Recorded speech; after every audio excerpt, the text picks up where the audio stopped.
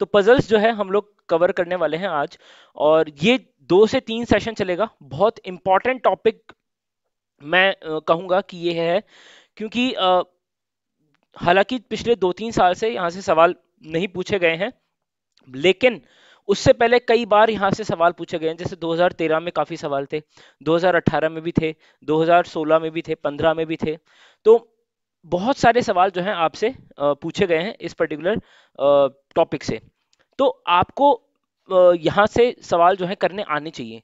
और पिछले 2-3 वर्षों से अगर यहाँ से सवाल पूछा नहीं गया है, इसका मतलब ये है कि इस बार जो है चांसेस है कि एक सवाल जो है जरूर यहाँ से बनता है, या फिर एक पैराग्राफ जो है, मतलब एक क्वेश्चन ऐसा जो कि 3 क्वेश्चंस का पूरा ग्रुप बनते हुए यहाँ से आने को आपको दिख सकता है। ठीक है, तो बेसिकली एक क्वेश्चन होगा जिसके 3 या फिर 4 या 5 पार्ट भी जो हैं आपके आ सकते हैं। तो इसलिए ये टॉपिक बहुत इंपॉर्टेंट हो जाता है। आपको पता होना चाहिए कि किस तरीके से इस टॉपिक के सवालों को हमें टैकल करना है। ठीक है, तो चलो शुरू करते हैं हम लोग बिना देरी के साथ। देखिए, कवर क्या क्या करेंगे हम लोग, कवर करेंगे डेज पजल्स। ठीक है, मैं एक बार यहाँ पे आप सभी को बताते चलता हूँ कि अपन कवर क्या क्या करने वाले हैं। So basically days puzzles, boxes puzzles. Days puzzles क्या होती है कि कोई ऑफिस जा रहा है, मंडे को जाता है, ट्यूसडे को ये जाता है, थर्सडे को कोई तीसरा जाता है। ठीक है, और रेगुलर बेसिस पे इस तरह से चल रहे हैं, तो आपको बताना है कि कौन से दिन जो है कौन ऑफिस जा रहा है या नहीं जा रहा है। ठीक है, इस तरह की चीजें आपसे पूछी जाती हैं। दूसरा, बॉक्सेस में क्या होता है कि भाई 6, 7, 8, 9, 10 जो है बॉक्सेस रखे हुए हैं एक के ऊपर एक, और आपको बताना है कि कौन सा बॉक्स जो है किस पोजीशन पे रखा हुआ है। इस तरह से काफी सारी एक मतलब पैराग्राफ आपको दिया जाता है, जिसमें से आपको मतलब पढ़ते हुए आपको ये निकालना है कि कौन सा बॉक्स किस पोजीशन पर है। ठीक है, और किसी बॉक्स में हो सकता है कुछ सामान भी हो या कोई कलर हो उसका, तो उससे भी उसको डिस्टिंग्विश किया जा सकता है। उसके अलावा मंथ पजल्स, किस मंथ में कौन मतलब किसका बर्थ हुआ है। कुछ फ्रेंड्स हैं, इसका बर्थ इस मंथ में हुआ है, उसका इस मंथ में हुआ है। इस तरह के भी सवाल हो सकते हैं। डेज पजल्स भी समाउ सिमिलर टाइप की होती हैं। Sitting arrangement, square sitting arrangement हो सकता है, सर्कुलर हो सकता है। ठीक है, और ट्राइंगुलर अरेंजमेंट भी पॉसिबल है। यहाँ पे इस तरह से 6 लोगों का अरेंजमेंट कर दिया। ठीक है, इस तरह से ये स्क्वायर अरेंजमेंट भी पॉसिबल है। लीनियर अरेंजमेंट तो है ही है आपका। ठीक है, तो अलग अलग अरेंजमेंट्स के सवाल भी इस पजल में इंक्लूड होते हैं। साथ ही साथ अल्फा न्यूमेरिकल पजल्स हो गई। अल्फा न्यूमेरिकल पजल्स में आपके कुछ नंबर्स हो गए, कोई फिगर्स आपको दे दिए, जैसे कि कोई सर्कुलर सर्कल दे दिया और यहाँ पे 1-2 नंबर दे दिए। फिर इस सर्कल में आपको 1-2-3 नंबर दिए, ये मिसिंग हो गया। ठीक है, या फिर स्क्वायर, आपसे स्क्वायर में आपको नंबर दे दिए यहाँ पे, और उसके बाद एक नंबर जो है मिसिंग हो गया, आपको पूछा जा रहा है। तो इस तरीके से आपको जो है अलग अलग टाइप के क्वेश्चंस यहाँ से देखने को मिल सकते हैं। ठीक है, तो चलो यार शुरू कर देते हैं। अच्छा, मैं कराऊंगा किस तरीके से इस पर्टिकुलर चैप्टर को, अलग अलग डिफरेंट डिफरेंट टाइप्स के पजल्स हैं, है ना। तो हर एक पजल्स का बेस जो है वो सेम ही है कि आपको क्वेश्चन रीड करना है, क्वेश्चन में जो डेटा है वो पढ़ना है, और उसके बाद सवाल को अकॉर्डिंगली दिमाग लगाते हुए सॉल्व करना है। तो ये हमारा बेसिक अप्रोच रहेगा हर एक सवाल का। तो आपको क्या करना है, हम लोग क्या करेंगे कि अभी तक जितने भी सी सेट में सवाल आए हैं प्रीवियस ईयर के, ठीक है, उन सभी सवालों को लेंगे। क्लियर, सभी सवालों को लेंगे, और फिर हम जो है हर एक सवाल को यहाँ पे ट्राई करेंगे, और अप्रोच जो है मैं आपको बताऊंगा कि क्या अप्रोच आपकी होनी चाहिए इस तरह के सवालों को टैकल करने की। तो वहां से आपको काफी कुछ समझ में चीजें आएंगी, और फिर आप सवालों को बहुत इजीली सॉल्व कर पाएंगे। ठीक है, कोशिश हम पूरी यही करेंगे कि आपको हर एक चीज जो है अच्छे से समझ में आए, बट स्टिल अगर आपको कुछ डाउट्स होते हैं आपके मन में, या कुछ चीजें आपको समझ में नहीं आती है, then please do let me know in the comment section कि सर ये बात जो है मुझे समझ में नहीं आई है, या ये प्रॉब्लम है, तो प्लीज मुझे बताइएगा। Let explain that part as well. So this is the very first question that came in CSAT 2020 2011। ठीक है, 2011 का ये बेसिकली सवाल है। तो सवाल क्या है, 2, 6, 80, 24 ये एक बॉक्स है, एंड 3, 1, 20, 36, और यहाँ पे क्या आएगा ये आपसे पूछा है। ठीक है, this is the question. Now this is a very simple and very easy question if you try to analyse this particular set. अच्छा, मैं चाहता हूं एक बार आप समय लें अपना, है ना, take your time and try to answer this question. Take your time and try to answer this question.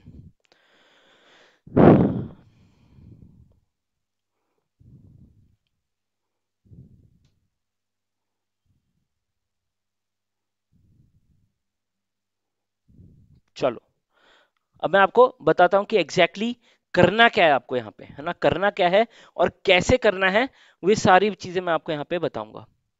ध्यान से देखिएगा।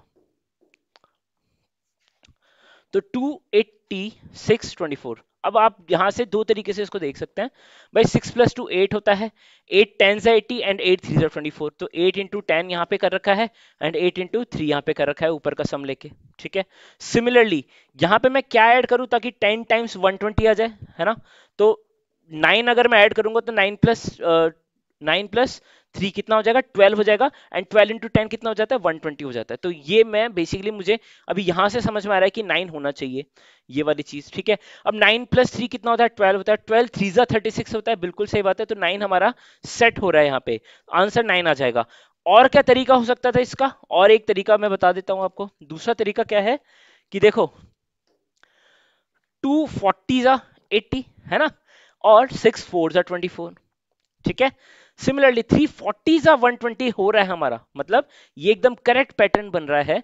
और यहाँ पे 6 4 है, तो किसको हम 4 से मल्टीप्लाई करें ताकि 36 आए, तो 36 को 4 से आप डिवाइड कर दें, तब भी आपका आंसर 9 ही आएगा, ठीक है। तो दोनों ही तरीके से आंसर आपका 9 आएगा। आपको बस ये समझ में आना चाहिए कि एग्जैक्टली करना क्या है ऐसे सिचुएशंस में, ठीक है। तो ये मैंने आपको दो तरीकों से जो है इस सवाल को सॉल्व करने का तरीका बता दिया है। चलो अब हम आगे बढ़ते हैं अगले सवाल की ओर। Direction for the following 4 items, ठीक है।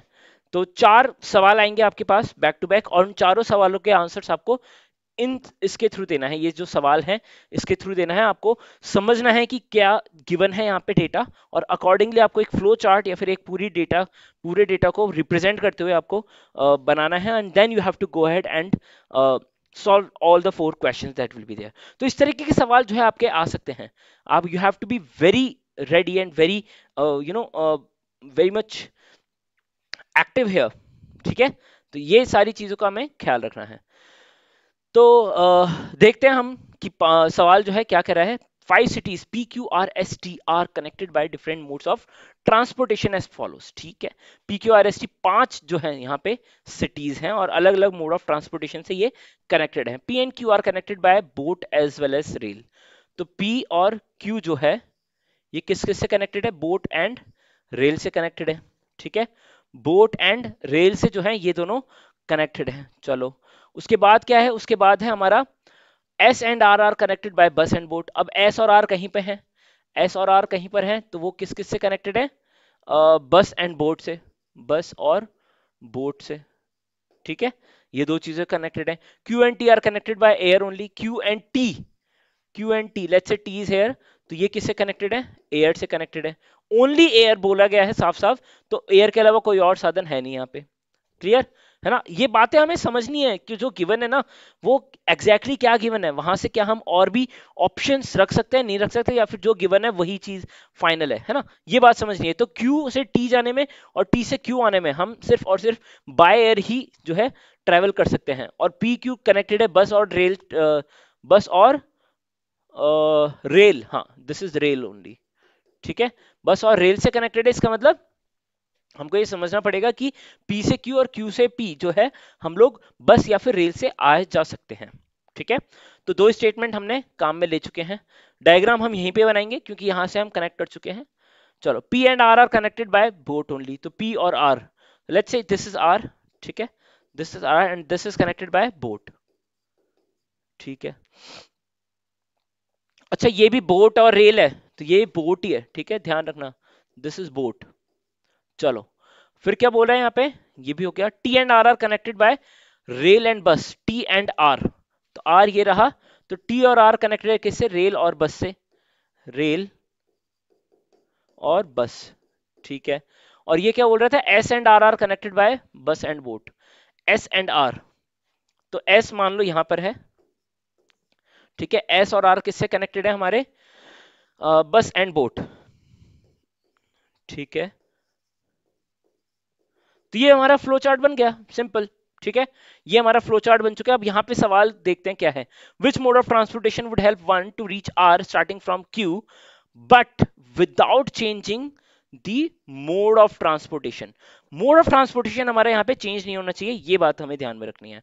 और कहां से, क्यू से जाना है कहां पे, आर पे। तो क्यू कहां है हमारा, सबसे पहले ये देखते हैं क्यू कहां पर है हमारा। देखो क्यू ये रहा हमारा, और क्यू से कहां जाना है आपको, आर पे जाना है, दिस इज आर। तो क्यू से आर जाने के लिए बाय एयर और फिर रेल और बस, तो मतलब मोड ऑफ ट्रांसपोर्टेशन यहां से तो चेंज करना पड़ेगा, लेकिन यहां से देखो हमारे पास बोट और रेल दो ऑप्शन है क्यू से पी जाने पे, और पी से आर जाने के लिए सिर्फ बोट एक ऑप्शन है। तो बोट के थ्रू जो है हम क्यू से पी जा सकते हैं और पी से आर भी जा सकते हैं बोट के through, without changing mode of transportation. So the mode of transportation will be boat, ठीक है। Via boat we can go from Q to P and from P to R here. All right, so this is it. Let's move to the next question. Next question क्या है, if a person visit each of the places starting from P, ठीक है, and gets back to P, which of the following places must he visit twice? कौन सा एक place है जो कि वो दो बार देखेगा? भाई पी से शुरू हो रहा है, सारी प्लेसेस घूम के वापस से पी पे आएगा अगर उसे आना है, तो कौन सा एक वो प्लेस है जिसे उसे कम से कम दो बार घूमना ही पड़ेगा, मतलब वो चाह कर भी उसे अवॉइड नहीं कर सकता। तो देखो पी से हम अगर क्यू चलें, फिर टी चलें, फिर आर जाएं, आर से एस जाएं, ऐसे वापस आर आना पड़ेगा, तब जाके हम पी पे आएंगे, ठीक है। तो आर तो हमें दिख रहा है, तो हम क्या हम आर को अवॉइड कर सकते हैं दो बार के लिए? एक बार देखिए, अगर हम इस तरह से जाने की जगह इस तरह से जाए, पी से आर जाएं, आर से एस जाएंगे और एस से वापस से आर हमें जाना ही पड़ेगा, ताकि हम टी भी जाएं और क्यू भी जाएं, फिर वापस पी पे आए। तो आर एक ऐसा जो है प्लेस है जहां जो कि एस के साथ सिंगल कनेक्टिविटी रखता है, इसी वजह से एस के आगे कोई कनेक्टिविटी है नहीं किसी और सिटी में, तो इस वजह से एस से वापस आपको आर पे जाना ही पड़ेगा, तभी जाके आप जो है पी के पास वापस जा सकते हैं, है ना। बहुत सिंपल सी चीज है। तो इस वजह से जो है आर मुझे लगता है हमारा सही आंसर हो जाएगा, और आर ऑप्शन में है भी, तो इसलिए आर हमारा बिल्कुल सही आंसर हो जाएगा यहाँ पे, ठीक है। चलो अगले सवाल को देखते हैं। अगला सवाल है which one of the following pairs of cities is connected by any of the routes directly without going to any other city? तो कौन सा ऐसा जो है इनमें से रूट है जो कि डायरेक्टली एक दूसरे से कनेक्टेड है, जिसके लिए हमें दूसरी सिटी में नहीं जाना पड़ रहा, मतलब P T, T S and Q are, इनमें से कौन सा ऐसा है जिसका डायरेक्ट लिंक है, ठीक है, किसी दूसरी सिटी से होते हुए आपको नहीं जाना पड़ेगा। तो P T, T S and Q are, चलो देखते हैं। पी टी नहीं, क्यू पे जाना पड़ेगा आपको। टी एस नहीं, आर पे जाना पड़ेगा आपको।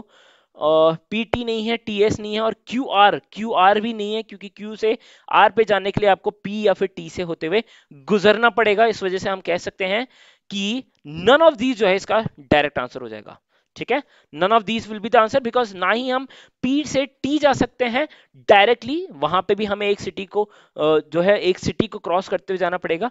टी से एस भी नहीं जा सकते, और ना ही क्यू से आर जा सकते हैं, ठीक है। We have seen this in this particular diagram that we have drawn here, okay.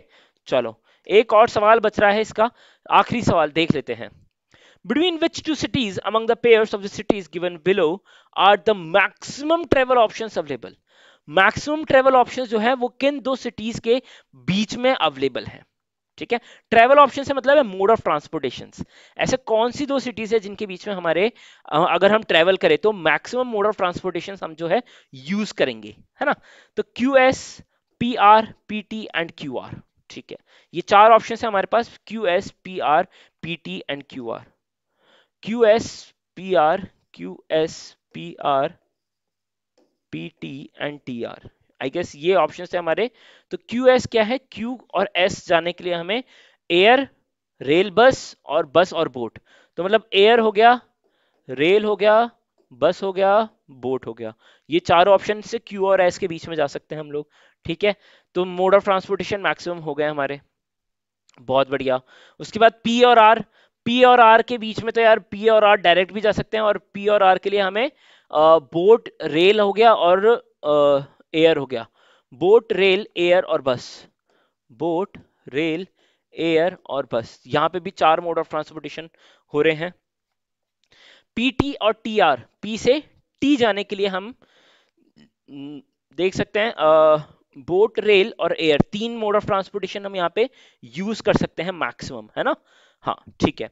और उसके अलावा टी और आर, टी से आर पे जाने के लिए हम जो है या तो रेल और बस यूज कर सकते हैं, या फिर एयर, बोट और रेल। फिर से यहाँ पे तीन ही ऑप्शन है, तो यहाँ पे मुझे दोनों में पी से आर और क्यू से एस जो है, यहाँ पे मुझे चार चार ऑप्शन दिखाई दे रहे हैं। एक बार मैं फिर से चेक करना चाहूंगा यहाँ पे। क्यू से एस जब हम जाएंगे, देखिए क्यू कहाँ पर है, क्यू ये रहा और एस ये रहा। क्यू से एस जाने पे हमारे कितने डिफरेंट रूट्स हैं, देखो एक दो तीन, ठीक है, एयर, रेल, बस और बोट। तो एक दो तीन चार यहाँ पे मोड ऑफ ट्रांसपोर्टेशन हो गए हैं। और पी से आर के लिए हम जाएंगे तो यहाँ पे बोट और रेल हो गया, यहाँ पे फिर एयर हो गया, फिर रेल हो गया और बस हो गया। ठीक है, तो अब एक बार सवाल दोबारा से हम देख लेते हैं, सवाल क्या है exactly. Q S P R P T and Q R, Q S P R P T and Q R, Q S P R P T and Q are. तो ये क्यू आर होगा ना कि टी आर, तो ये Q R है। Q R एक बार check कर लेते हैं, क्यू से आर पे जाने के लिए, हाँ तो बस बोट फिर भी वही है, ठीक है। तो बेसिकली अब सवाल एक बार देख लेते हैं हम लोग।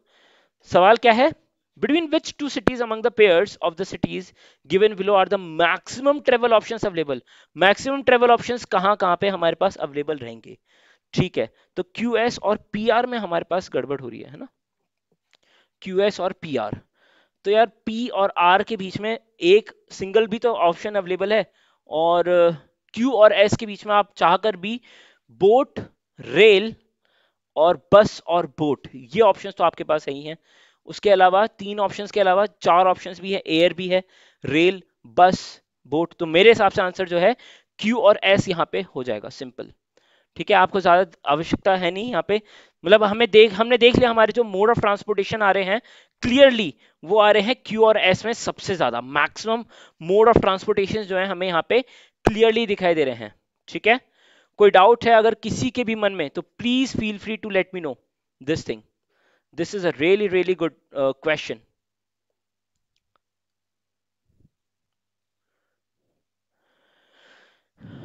क्यू और एस में हम लोग देख सकते हैं एयर, रेल, बस, बोट और बस। और पी और बी में, पी और आर सॉरी, पी और आर में हम यहां पे अगर देखेंगे तो बोट, एयर, रेल, बस, और ये सारे के सारे ऑप्शन जो है हमारे पास आ रहे हैं। और क्यू और एस में भी आ रहे हैं ये सेम ऑप्शंस, है ना। एक सेकंड में एक बार और इसको क्रॉस चेक करना चाहूंगा। P R, boat, rail, air और रेल और बस, ठीक है, एयर, रेल, बस, बोट, बस। तो सेम ही आ रहा है भाई, मेरे हिसाब से तो जो है सेम ही आ रहे हैं दोनों में आंसर्स, मेरे हिसाब से दोनों ही जो है पॉसिबल है यहाँ पे। ठीक है, it will be bus, rail, boat, air.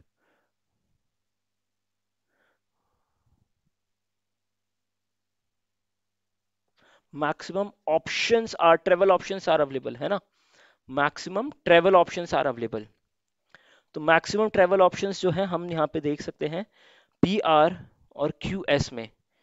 P R और क्यू एस में हम अगर देखेंगे यहाँ पे, तो एक बार मैं फिर से, क्योंकि मुझे दोनों में ही सेम ऑप्शंस दिखाई दे रहे हैं, या तो मैंने कुछ गड़बड़ की है यहाँ पे, एक बार मैं देख लेता हूँ। देखो पी और क्यू में जो है boat as well as rail, ठीक है, बोट और रेल हो गया है। क्यू और टी में एयर ओनली हो गया है, टी और आर में रेल और बस हो गया है, ठीक है। एंड पी एंड आर में हम यहाँ पे देख सकते हैं बोट है सिर्फ, ठीक है। और आर और एस में, आर और एस में बस और बोट दोनों से है, ठीक है, बस एंड बोट, ठीक है। और बस ठीक है, सारे के सारे देख लिए। अब पी और आर में हमें देखना है ना, पी और आर में, जस्ट अ सेकेंड, हाँ P R and Q S, P are and Q S. तो पी से आर जब हम देखेंगे तो हमें साफ साफ दिखाई दे रहा है, पी से आर जाने में हम साफ साफ देख सकते हैं हम लोग कि बोट, रेल, एयर, रेल और बस, ये सारे, तो बोट हो गया, रेल हो गया, एयर हो गया, बस हो गया, ये चारों मोड ऑफ ट्रांसपोर्टेशन जो है यहाँ से आ रहे हैं। सिमिलरली अगर क्यू और एस में हम देखें तो एयर, रेल, बस, बोट, एयर, रेल, बस और बोट, ये सारे के सारे जो है हमारे पास यहां पर भी ऑप्शंस मिल रहे हैं। बिल्कुल मिल रहे हैं, इसमें कोई शक नहीं है। बोट,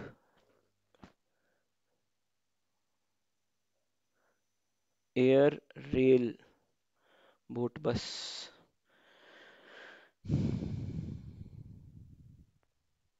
1 2 3 और 4, यहाँ पे भी चारों मोड ऑफ ट्रांसपोर्टेशन है। ठीक है, चलिए जो भी कंफ्यूजन है एक बार मैं देख लूंगा इसको, and then will be sorting it out, है ना। चलिए अभी हम आगे बढ़ते हैं। तो मेरे हिसाब से तो जो है इसमें आंसर जो है दोनों ही आने चाहिए, QS एंड PR, दोनों ही इसमें सेम आंसर, दोनों में मैक्सिमम जो है ट्रांसपोर्टेशन हो रहे हैं, चारों चारों मोड ऑफ ट्रांसपोर्टेशन इसमें आ रहे हैं। चलो अगला सवाल देख लेते हैं अभी। A tennis coach is trying to put together a team of 4 players for the forthcoming tournament. ठीक है, for this 7 players are available. Okay, males A, B and C, A, B और C तीन जो है हमारे पास मेल हैं, और females कौन कौन है, WXYZ। ठीक है, all players have equal capabilities and at least 2 males will be there in the team। ठीक है, कम से कम 2 मेल्स जो हैं वो होंगे टीम में। For a team of 4 players, all players must be able to play with each other। ठीक है, 4 की टीम के लिए जो है, मतलब चार लोगों की जो टीम होगी उसमें सबको एक साथ खेलना जरूरी है। B can not play with W, B और डब्ल्यू एक साथ नहीं खेल सकते हैं। ठीक है, C and Z can not play with each other, और similarly W can not play with Y. तो ये भी है भाई, तो डब्ल्यू वाई हो गया, सी जेड हो गया एंड बी डब्ल्यू हो गया, ये कभी भी नहीं हो सकता। तो बेसिकली क्या है, अगर वाई को सेलेक्ट किया गया, अब यहाँ पे एक सवाल हम देखते हैं, बहुत ही इंटरेस्टिंग लग रहा है मुझे ये पैसेज वैसे तो, और सिंपल भी बहुत ज्यादा है। ठीक है, सिंपल भी बहुत ही है, आप ध्यान से अगर देखेंगे इसको, देखिएगा। If Y is selected and B is rejected, Y को कर लिया है सेलेक्ट और बी को कर दिया है रिजेक्ट। ठीक है, बी को कर दिया है रिजेक्ट, वाई को कर लिया है सेलेक्ट, तो क्या बोला जा रहा है, the team will consist of which of the following groups. ठीक है, कौन कौन से ग्रुप होगा, देखो बी को कर दिया है रिजेक्ट, और कम से कम 2 मेल खेलेंगे, तो इसका मतलब ए और सी तो होने ही चाहिए टीम में। ये बात समझ में आई भाई, बी को अगर रिजेक्ट करा है और 2 मेल होने चाहिए टीम में, तो इसका मतलब ए और सी तो 100% खेलेंगे, तो ए और सी तो होने ही चाहिए। तो जिस ऑप्शन में ए सी नहीं है वो ऑप्शन ही हम एलिमिनेट कर देते हैं, डी ऑप्शन। ठीक है, बाकी सब में ए सी है। उसके अलावा अब देखो यहाँ पे, क्योंकि y को जो है सेलेक्ट किया गया है, तो w नहीं होगा, w सेलेक्ट नहीं होगा, तो y के साथ अगर w है भाई, ए सी हो गया और एक y हो गया, तो ए सी वाई तो टीम में है। ठीक है, ए सी वाई टीम में है, अब इसके अलावा w नहीं होना चाहिए, तो ए ऑप्शन भी नहीं होगा। उसके बाद इन्होंने बोला है एक y के साथ जो है या तो z है या फिर x है। ठीक है, ACYX, अब C के साथ जो है Z नहीं हो सकता, C के साथ जो है Z नहीं हो सकता, इसलिए C ऑप्शन भी हमारा कैंसिल हो जाएगा, B ऑप्शन आंसर हो जाएगा सिंपल, अकेला। ठीक है, तो जो कंडीशंस गिवन है वहीं से हम सीधा सीधा आंसर निकाल रहे हैं। आप देखिए बहुत सिंपल हो जाता है ऐसे सवालों को फिर सॉल्व करना, है ना। अगला सवाल देख लेते हैं हम लोग। If B selected and Y is rejected, B को सिलेक्ट करा है, वाई को रिजेक्ट करा है, बी सेलेक्ट करा है, वाई रिजेक्ट करा है, तो इसका मतलब W जो है, अगर B सिलेक्ट है तो W नहीं खेलेगा। ठीक है, और अगर Y रिजेक्टेड है, Y रिजेक्टेड है तो W जो है खेल सकता है, sorry, B can not play with W and W can not play with Y। अच्छा ये भी है, तो W जो है खेल सकता है, लेकिन B क्योंकि सिलेक्टेड है तो W भी नहीं खेलेगा। ठीक है, और Y भी नहीं खेलेगा। The team will consist of which of the following groups. ठीक है, तो B अगर सिलेक्टेड है तो B के साथ A हो सकता है। ठीक है, ए हो सकता है, और सी और Z, C can not play with Z. ठीक है, तो अगर जेड है तो सी नहीं होगा, तो इसका मतलब ये ऑप्शन तो हमारा चला गया, बी ऑप्शन। ठीक है, और कौन है, B can not play with W, तो बी के साथ डब्ल्यू नहीं आएगा, इसका मतलब ए ऑप्शन भी गया है यहाँ पे। ठीक है, और A B C, A W X Y Z, अब देखो डब्ल्यू एक्स वाई जेड नहीं हो सकते, तीनों एक साथ नहीं आ सकते, क्योंकि कम से कम 2 मेल होने जरूरी है, लिखा हुआ है ना, at least 2 males should be there. ठीक है, टीम में 2 मेल्स तो होने चाहिए, इसके इस वजह से डी ऑप्शन भी कैंसिल आउट हो जाएगा, और बचेगा क्या, सी ऑप्शन हमारा। बहुत सिंपल है, सी ऑप्शन आंसर हो जाएगा हमारा। समझ में आ रहा होगा किस तरीके से हम यहाँ पे सवालों को सॉल्व कर रहे हैं। चलो अगला सवाल देखते हैं। If all the 3 males are selected then how many combination of the 4 members team are possible.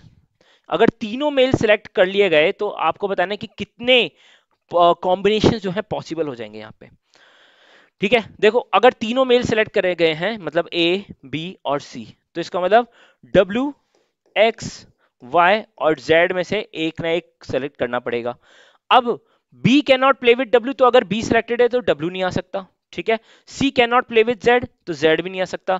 अब एक्स और वाई में से आपको देखना है, तो एक्स भी आ सकता है यहाँ पे, और क्या यहाँ पे ए बी सी और वाई आ सकता है। तो वाई का यहाँ पे अगर हम देखेंगे W can not play with Y, तो ठीक है, कोई दिक्कत नहीं है और कोई रेस्ट्रिक्शन है नहीं। इसका मतलब दो पॉसिबल जो है यहाँ पे कॉम्बिनेशन है, तो टू जो है इसका आंसर हो जाएगा।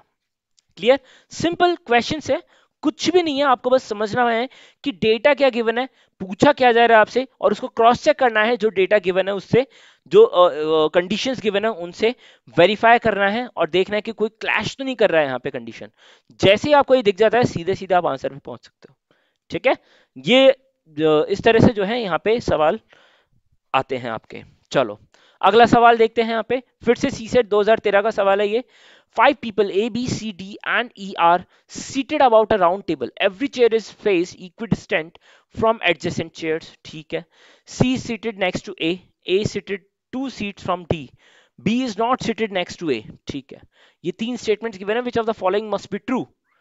D is seated next to B, E is seated next to A. अच्छा, अब इनमें से कौन सी स्टेटमेंट जो है वो सही है ये बताना है आपको। तो सबसे पहले तो हम क्या करते हैं कि एक राउंड टेबल बनाते हैं, ठीक है, और 5 लोग बैठे हुए हैं, ठीक है।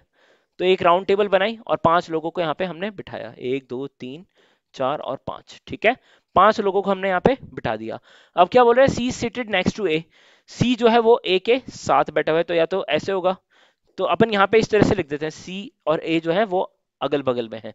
तो इस तरीके से मैं हमेशा मेंशन करता हूँ, आप अपने हिसाब से जो है नोटेशन लगा सकते हैं, बाकी आप समझिए कैसे करते हैं अभी इस तरीके के सवालों को।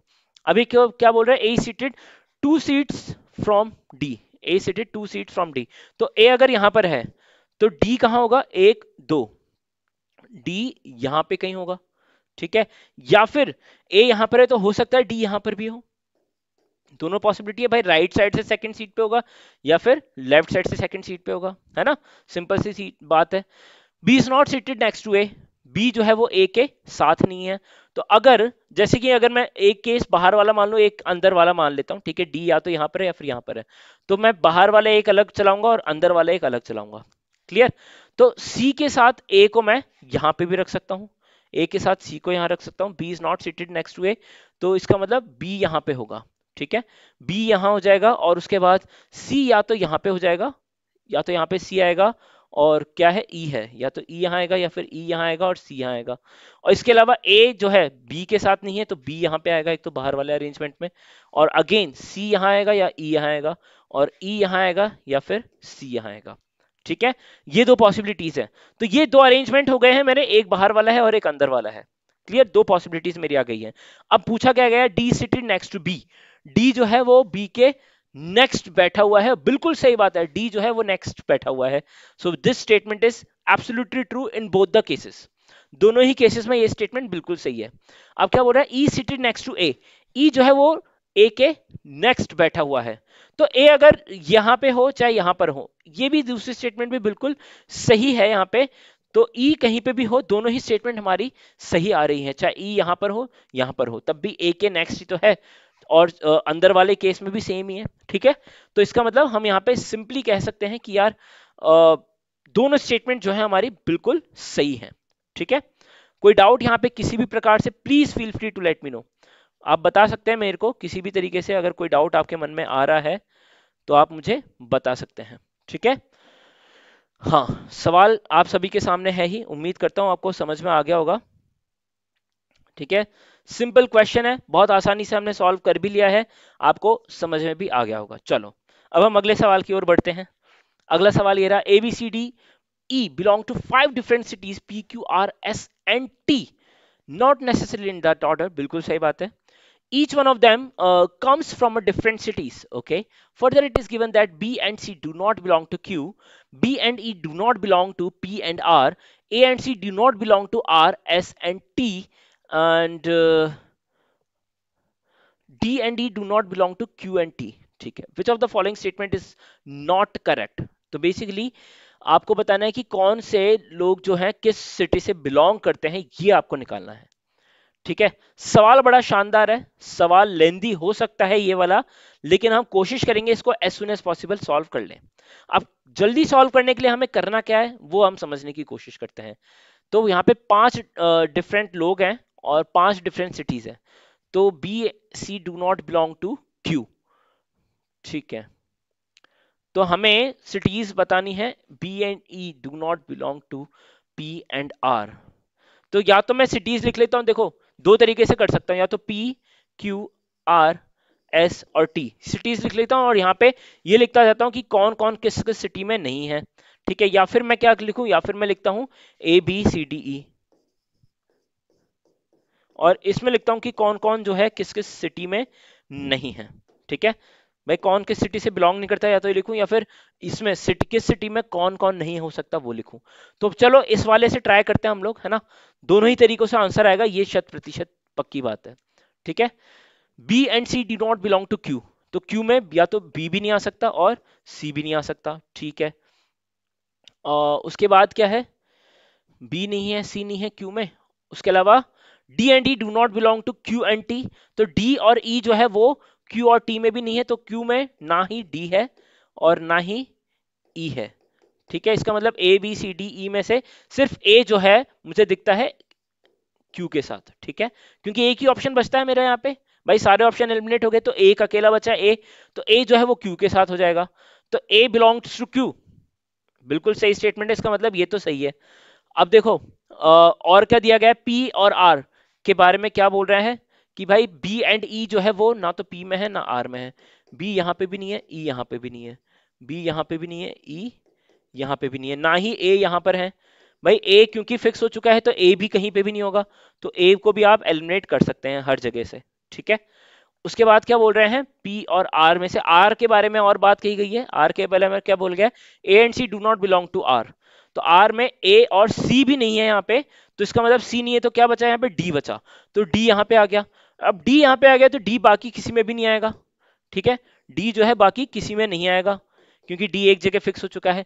अब यहाँ पे क्या है, ए बी सी है यहाँ पे, तो सी अगर पी के साथ आएगा तो सी बाकी जगह पे नहीं आएगा, सी बाकी जगह पे नहीं आएगा, तो अब बचा क्या भाई, ए सी और डी आ चुका है और बी और ई बच रहे हैं। तो बी और ई के बारे में कुछ और बोला गया है क्या, हम देख लेते हैं हम लोग। बी और E, T T yes, D and E जो है वो टी में बिलोंग नहीं करते हैं, तो ई में जो है, टी में जो है वो ई भी नहीं है। ई अगर टी में नहीं है तो ई एस के साथ होगा, ई एस के साथ होगा, तो बचा क्या हमारा, बी बचा, बी टी के साथ होगा। तो बी और टी साथ में है, डी और आर साथ में है, एंड सी और पी साथ में है। तो इसका मतलब ये तीनों स्टेटमेंट सही है, पहली आखिरी स्टेटमेंट गलत है, इसलिए आंसर जो है हमारा last statement that is B belongs to S जो है हमारा हो जाएगा आंसर। क्लियर है, बी बिलोंग्स टू एस जो है हमारा यहाँ पे आंसर हो जाएगा। बहुत सिंपल तरीके से जो है हम इन सवालों को कर सकते हैं। एक तो ये हो गया, देखो मैंने तरीका बताया कि हम सिटीज लिख लें यहाँ पे, और कौन कौन सिटीज में बिलोंग नहीं करता है वो हम यहाँ पे करते जाएं और उससे आंसर की तरफ पहुंच जाए। दूसरा, अब आप ये ट्राई करके देखिए कि मतलब कोशिश क्योंकि आपको करनी ही पड़ेगी अलग अलग मेथड से, हो सकता है कि आपको उस टाइम पे कौन सा मेथड काम करे कोई नहीं करे, ठीक है। आपके पास समय अगर बच रहा है तो आप, हो सकता है यहाँ पे कंफ्यूज हो जाए, तो इस तरीके से जाने पे आपका आंसर आ जाए, ठीक है। और उस टाइम पे आप क्या पता इस तरीके से जाएं, तो कोशिश करिए, because right now you are practicing, तो प्रैक्टिस जितने ज्यादा तरीकों से आप करेंगे उतना ज्यादा आपके लिए क्यों है बेनिफिशियल रहेगा, क्योंकि आपका उस हिसाब से फिर माइंड भी जो है ओपन होगा, है ना, नई तरीके नई अप्रोच जो है आपको समझ में आएगी। तो मैं चाहता हूं आप, है ना, कौन किस सिटी से बिलोंग नहीं करता, भाई एक किस किस सिटी में नहीं आ सकता वो पॉसिबिलिटी लगाइए, और फिर एक ही सिटी आइडेंटिफाई करो। सिमिलरली बी सी डी और ई के साथ ये काम करना है इन सभी स्टेटमेंट के बेसिस पे, ठीक है। तो ये आंसर हमारा यहां से इजीली जो है निकल के भी आ जाएगा। चलो अगला सवाल करते हैं यहाँ पे, 7 man A B C D E F G are standing in a queue in that order, ठीक है, इसी ऑर्डर में खड़े हुए हैं, बहुत अच्छी बात है, ये तो काम आसान हो गया। Each one is wearing a cap of a different colour like violet, indigo, blue, green, yellow, orange and red. D is able to see in front of him green and blue but not violet, ठीक है। E can see violet and yellow but not red. G can see caps of all colors other than orange. ठीक है. If E is wearing an indigo colored cap, then the color of the cap worn by F is. ठीक है, ये सवाल जो है हमसे पूछा गया है, बहुत अच्छी बात है। अब इसने क्या बोला है, A B C D are standing in a queue, ठीक है। ए ये रहा, B, C, D, E, F, G, इस तरीके से जो है सब लोग यहाँ पे खड़े हुए हैं, ठीक है, एक लाइन में, यहाँ पे फेस करते हुए। अब ये क्या बोल रहा है लास्ट में, देखो क्या गिवन क्या है, ये देखो, if E is wearing an indigo, E के पास क्या है, इंडिगो है, ई के पास क्या है, इंडिगो है, coloured cap, then the colour of the cap worn by F, F के पास कौन सा कलर है ये पूछा जा रहा है, ठीक है, सवाल ये है। अब देखो, E can see violet and yellow colour but not red colour. अब ई जो है वो वॉयलेट और येलो कलर देख सकता है, मतलब या तो इसके पास वॉयलेट है, ठीक है, या फिर क्या है, येलो है, और इसके पास या तो वॉयलेट है या फिर क्या है, येलो है। तो ये तो हमारा फिक्स हो गया कि भाई एफ और जी के पास या तो वॉयलेट होगा या फिर येलो होगा। ऑप्शन में जो है आप देख सकते हैं सिर्फ वॉयलेट गिवन है, तो मेरे हिसाब से जो है डायरेक्ट आंसर भी हम लोग यहाँ से फाइंड आउट कर सकते हैं इस सवाल का, ठीक है। आप एक बार देखिए कि क्या यहाँ से डायरेक्ट आंसर आ रहा है आप सभी का भी, या फिर मेरा ही डायरेक्ट आंसर आ रहा है। हम्म सवाल बहुत शानदार है, ठीक है, और समझना भी बहुत जरूरी है कि कौन सा क्या सिस्टम है। अच्छा, एक बात हमें भी ये, मेरे को ये भी समझनी जरूरी है कि जरूरी नहीं है कि सब इसी तरफ फेस कर रहे हो सकता है वो लोग उस डायरेक्शन में फेस कर रहे हो। ये मैंने कंडीशन यहाँ पे ली नहीं है, तो इसलिए मैं अभी इस आंसर पे नहीं पहुंच सकता। बिल्कुल सही बात है, तो मैं यहाँ से ये सारी चीजें जो है हटाना चाहूंगा अभी के लिए, एक बार के लिए तो, ठीक है। चलो ये हटा देता हूँ। अब मैं ये भी पूरा का पूरा एक बार मैं इसको मिटा ही देता हूँ।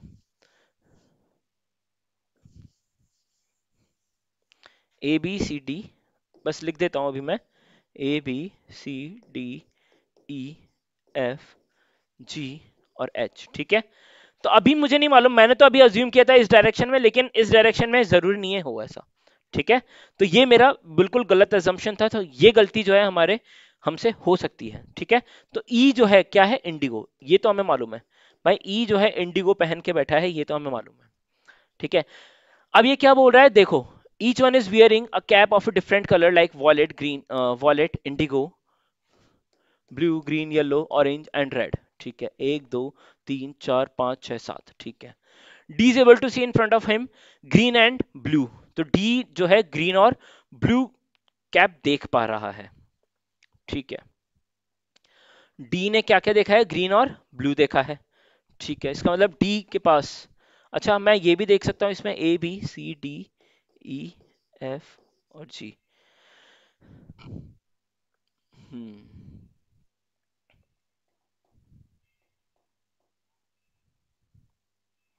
D is able to see in front of him green and blue, तो ग्रीन और ब्लू, ठीक है, फ्रंट ऑफ हिम ग्रीन और ब्लू, तो मतलब डी के पास ना तो ग्रीन है ना ही ब्लू है, ये भी पक्की बात है हमें, ये पक्की बात है, ग्रीन और ब्लू नहीं है। अच्छा, डी अगर सामने देख पाता, इंडिगो भी देख पाता, अच्छा ये जरूरी नहीं कि सारी चीजें इसमें लिखी हो, बट नॉट वॉलेट, तो वॉलेट भी नहीं देख पा रहा है, ठीक है, वॉलेट नहीं देख पा रहा है, इसका मतलब डी के पास वॉलेट हो सकता है, ठीक है। E can see violet and yellow, तो ई के पास क्या है, वॉलेट नहीं है और येलो भी नहीं है, तो ई के पास इंडिगो है, ये तो हमें मालूम है, ठीक है, ई के पास क्या है, इंडिगो है, बट नॉट रेड।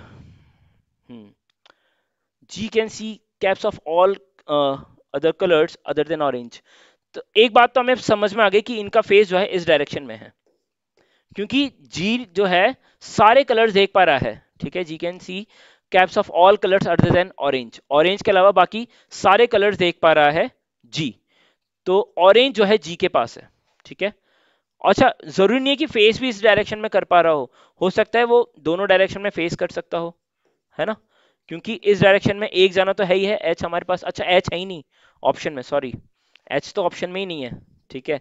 तो ऑरेंज जो है किसके पास है, जी के पास है, ये कंफर्म हो गया हमें, जी ऑरेंज के पास है, ई के पास क्या है, इंडिगो है, तो दो कलर हमारे हो चुके हैं, ऑरेंज और इंडिगो। अब क्या क्या बच रहा है हमारा, जी के साथ, देखो जी के साथ हमारा क्या आ चुका है, ऑरेंज आ चुका है, ऑरेंज आ चुका है। अब क्या पूछा इसने, एफ ने कौन सा कलर पहन रखा है, ठीक है, तो देखो D is able to see in front of him green and blue, D अपने सामने ग्रीन और ब्लू देख पा रहा है, ठीक है, ग्रीन और ब्लू देख पा रहा है, तो ग्रीन और ब्लू यहां पर है, ये हमें समझ में आ गया।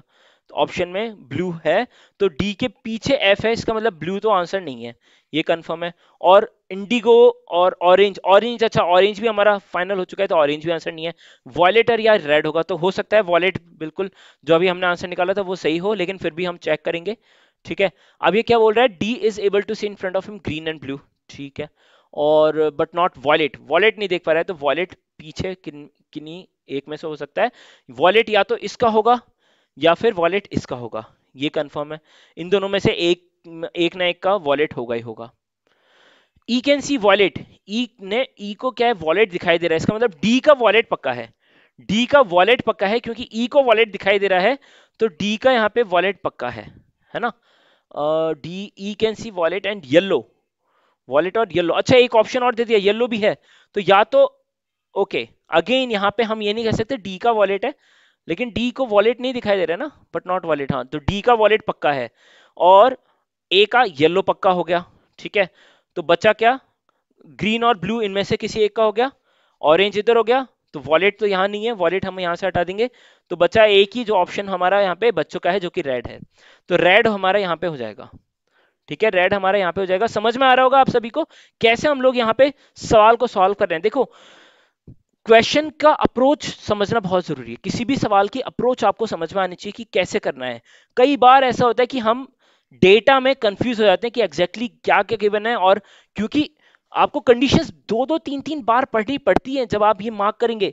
अब आपने ये स्टैंडिंग इन अ क्यू बोल दिया इन्होंने, अब आप हो सकता है फर्स्ट अटेम्प्ट में जैसे कि मैंने लिया, राइट डायरेक्शन में फेस करते हुए सब लोग खड़े हुए हैं, but that would not be the correct answer, ये लेफ्ट साइड में फेस करते हुए रहेंगे। कारण क्या है, कारण यह है कि ये बोल रहा है साफ साफ कि G can see all colours other than orange, orange के अलावा बाकी सारे कलर्स जो है वो जी देख सकता है, इसका मतलब सब के सब इस डायरेक्शन में फेस करके खड़े हुए हैं एक लाइन में, और जी के पास जो कैप है वो ऑरेंज कलर की है, तो जी खुद की कैप नहीं देख पा रहा, बाकी सभी की कैप देख पा रहा है ना। तो इस लाइन से हमें ये समझ में आ गया कि वो लेफ्ट साइड में फेस करते हुए सारे के सारे खड़े हुए हैं। उसके बाद आपको क्या देखना है, उसके बाद आपको अब ये देखना है कि भाई कौन किसके आगे कौन कौन से कलर्स देख पा रहा है, ठीक है।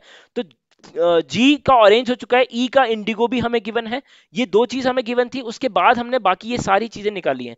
सारी चीजें कैसे निकाली मैं आपको दोबारा से अभी समझा रहा हूं, इसलिए एक बार ध्यान से देखना, तुरंत हाथों हाथ, मतलब 2 मिनट का आंसर है होने को तो, लेकिन मैं अभी आपको अप्रोच समझा रहा था कि कैसे आपको करना है और कैसे कैसे आप मतलब कर सकते थे इसमें, ठीक है। तो जी का ऑरेंज हो गया, ई का इंडिगो हो गया, ठीक है, जी का ऑरेंज हो गया, ई का इंडिगो हो गया। अब ये बोल रहा है कि D is able to see in front of him green and blue, तो डी के सामने क्या है, ग्रीन और ब्लू, दो ऑप्शन है, तो ए बी सी के पास ग्रीन और ब्लू किसी ना किसी में, इन तीन में से दो ने तो ग्रीन और ब्लू पहन रखा है, ये पक्की बात है, ठीक है, बट नॉट वॉलेट। अब वॉलेट या तो डी के पीछे एफ बच रहा है, जिसके पास जिसका कलर नहीं पता और डी का भी नहीं पता, तो या तो डी के पास वॉलेट होगा या फिर एफ के पास वॉलेट होगा, ये हमें कंफर्म है।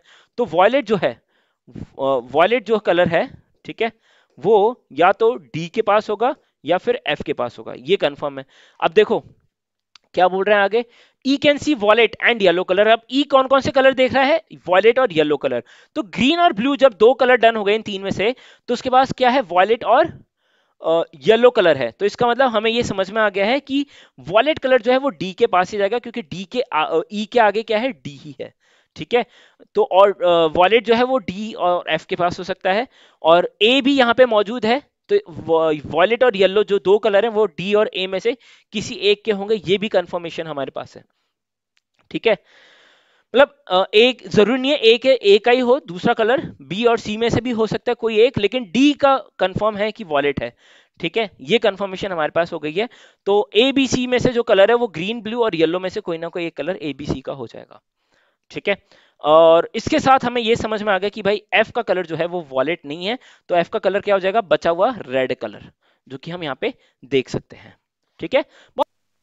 ये भी सी सेट 2014 का सवाल है, ठीक है, तो ऐसा नहीं है कि सी सेट का एक क्वेश्चन नहीं है, होमवर्क दिया था मैंने आपको, लेकिन सी सेट का ही है और बहुत सिंपल क्वेश्चन है। ध्यान से अगर देखेंगे हम, तो ये बोल रहा है कि George attends music classes on Monday, ठीक है, एग्जामाइन द फॉलोइंग स्टेटमेंट्स। सवाल क्या है, if he attends just one subject in a day, ठीक है, and his Sunday is free, then he is also free on which day. ठीक है, ये बोल रहा है कि वो और कौन से दिन फ्री है इन 4 ऑप्शन में से। तो मंडे को तो नहीं होगा क्योंकि मंडे को वो म्यूजिक क्लास अटेंड कर रहा है, ये दिखाई दे रहा है। तो मंडे जो है म्यूजिक है, ठीक है। ट्यूसडे क्या है, ट्यूसडे का पता नहीं है। वेंसडे ही अटेंड्स मैथ्स क्लास, ठीक है, मैथ्स जो है वो वेंसडे को अटेंड कर रहा है। Literature is not on Friday, तो ये Thursday and then we have Friday, Saturday and then Sunday, ठीक है। ऐसे ले लेते हैं अपन। और संडे तो ये फ्री है, ठीक है। और सैटरडे को क्या बोल रहा है पता नहीं। ट्यूसडे को ये बोल रहा है स्पोर्ट्स, ट्यूसडे को ये बोल रहा है स्पोर्ट्स का, ठीक है।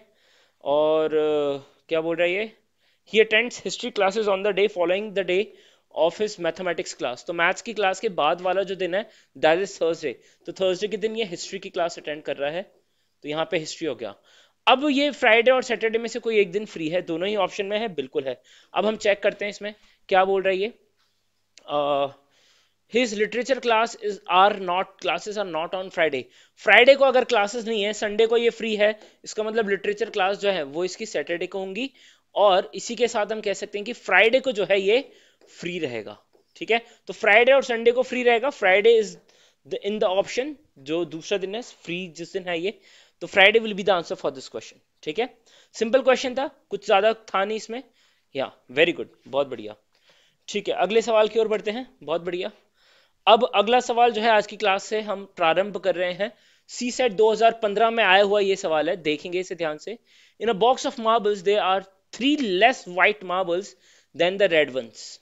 ठीक है, मतलब ये बोल रहा है they are 3 less white marbles than the red ones, मतलब रेड मार्बल से 3 कम जो है वो क्या है हमारे पास, व्हाइट मार्बल्स है, ठीक है।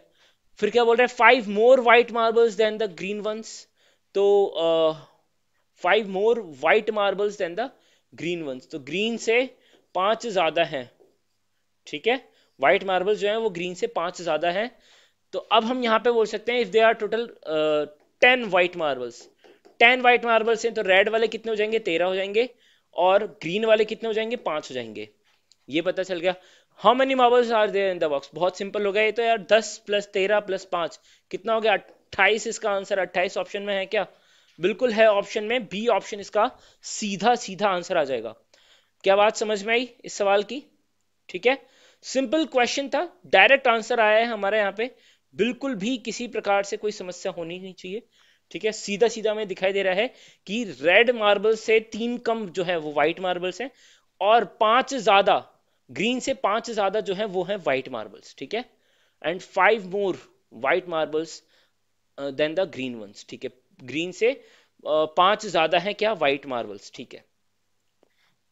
बहुत बढ़िया। तो यहां से ग्रीन की वैल्यू 5 आ जाएगी, रेड की वैल्यू 13 आ जाएगी, सीधा सीधा आंसर आ जाएगा। चलिए अगला सवाल देखते हैं। अब ये अगला सवाल बहुत लेंथी है, ठीक है, मजा आएगा इसको करने में, अगर हम ध्यान से इसको देखेंगे तो बहुत मजा आने वाला है। तो पूरा आपको फोकस यहीं पे ही रखना है, कहीं भी इधर उधर भटकना नहीं है। अब चलिए सवाल क्या है। 6 boxes A, B, C, D, E and F have been painted with the 6 different colors: violet, indigo, blue, green, yellow and orange, and arranged from left to right, not necessarily uh, either kept or painted with the colors in the same order। ठीक है, किसी भी order में रखे हुए होंगे। 6 boxes हैं, left to right रखे गए हैं, अलग अलग उन पे कलर हो रहे हैं, ठीक है, बहुत अच्छी बात है। Each box contains a ball of any one of the following 6 games: cricket, hockey, tennis, golf, football, volleyball, ठीक है। अब वो भी ऑर्डर में जरूरी नहीं है सेम हो। तो बेसिकली यहाँ पे क्या दिया गया है, 6 बॉक्सेस दिए हुए हैं, 6 के 6 बॉक्सेस पे अलग अलग कलर से पेंट किया गया है, और साथ ही साथ हर एक बॉक्स में जो है अलग अलग कलर की बॉल्स भी हैं, और अलग अलग कलर नहीं, सॉरी, अलग अलग स्पोर्ट्स की बॉल्स हैं, ठीक है। तो डिफरेंट स्पोर्ट्स की बॉल्स हैं, डिफरेंट बॉक्सेस हैं, और डिफरेंट कलर्स हैं उनमें। बहुत बढ़िया, ये तो बहुत ही जबरदस्त हो गया। तो ये तो यार सवाल के लिए हमें स्पेस चाहिए, बिल्कुल चाहिए इस सवाल के लिए स्पेस हमें। तो यार यहाँ पे हम देख लेते हैं, 6 बॉक्सेस हैं, ठीक है, लिख लेता हूं मैं यहाँ पे ABCDEF, ठीक है, और डिफरेंट डिफरेंट कलर्स हैं, ठीक है, कलर्स हो गए, और डिफरेंट डिफरेंट गेम्स की बॉल्स हैं, ठीक है। तो कलर्स कौन कौन से हैं हम एक बार देखेंगे, लेकिन अब जो भी है पढ़ते जाएंगे और लिखते जाएंगे। तो भाई इस सवाल को तुम लोग ध्यान से देखना, बहुत इंपॉर्टेंट है। Violet, indigo, blue, green, yellow, orange,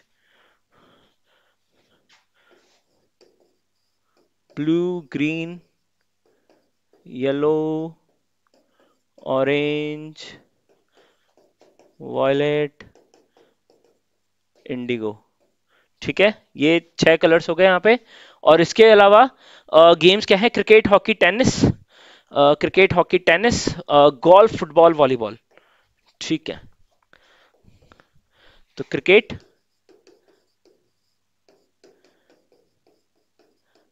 hockey, tennis, golf, football, volleyball. ठीक है, चलिए आधा काम हमारा हो गया है, डेटा हमने लिख दिया है। अब देखो, यहां से पढ़ना है हमें, अब यहां से सवाल चालू हो रहा है और यहां तक सारी कंडीशंस हैं। इन कंडीशंस को हमें मैच करना है और उसके हिसाब से हमें ये सारा सेट करना है। ठीक है, और इनको लेफ्ट टू राइट अरेंज किया गया है। ठीक है, क्या बोल रहा है? The golf ball is in violet box and is not in the box D. ठीक है भाई, अब ये बोल रहा है गोल्फ बॉल जो है, देखो अब हम यहाँ पे इसको लिखेंगे अच्छे से, तमीज से देखेंगे ध्यान से। गोल्फ बॉल जो है वो वॉयलेट में है और वो डी बॉक्स में नहीं है। ठीक है, डी बॉक्स में नहीं है। चलो, वॉलेट में है and not in box D. Box A which contains tennis ball is orange in the colour. ठीक है, बॉक्स ए जो है वो ऑरेंज में कलर का है। ठीक है, ऑरेंज कलर का है और इसमें कौन सी बॉल है? इसमें बॉल जो है कौन सी है? टेनिस बॉल है। ठीक है, tennis ball orange in colour and is at the extreme right and. ठीक है, एक्सट्रीम राइट एंड पर भी है और टेनिस बॉल है इसमें, टेनिस। ठीक है, तो 1 2 3 4 5 6 6 बॉक्सेस है एक्सट्रीम राइट एंड पे, मतलब ए हमारा बॉक्स यहां पर है। ठीक है, तो इन सब की पोजीशन भी तो हमें सेट करनी है क्योंकि लेफ्ट टू राइट अरेंज है। 2 3 4 5। ठीक है,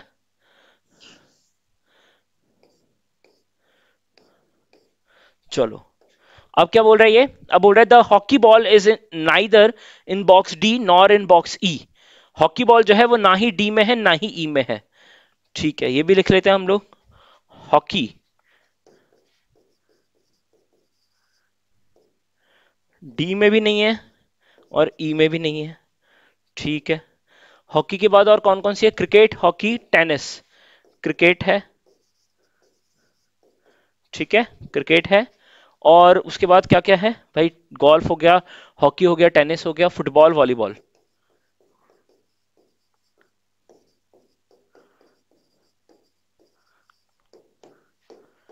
ठीक है, अब क्या बोल रहा है ये?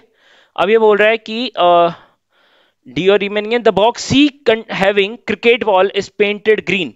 सी बॉक्स में जो है क्रिकेट बॉल है, सी बॉक्स में क्रिकेट बॉल है और वो ग्रीन कलर से पेंट कर रखी है। तो ग्रीन कलर से, और सी यहां पर है। ठीक है, सी यहां पर है तो सी यहां पर भी नहीं होगा और ए जो है यहां पर भी नहीं होगा। तो यहां पे कौन सा बॉक्स होगा भाई? ए बी वाला बॉक्स होगा। हॉकी में कौन सा होगा?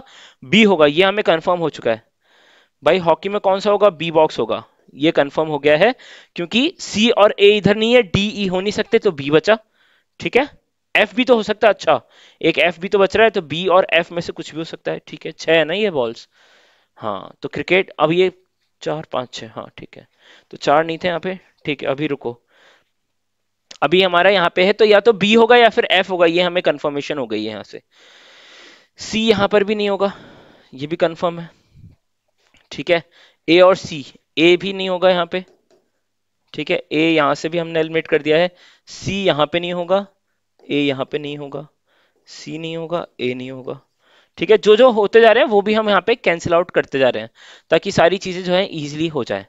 चलो, अब क्या बोल रहा है ये? C box having cricket ball is painted green, ये लिख दिया हमने। The hockey ball is neither in the box painted blue nor in the box painted yellow.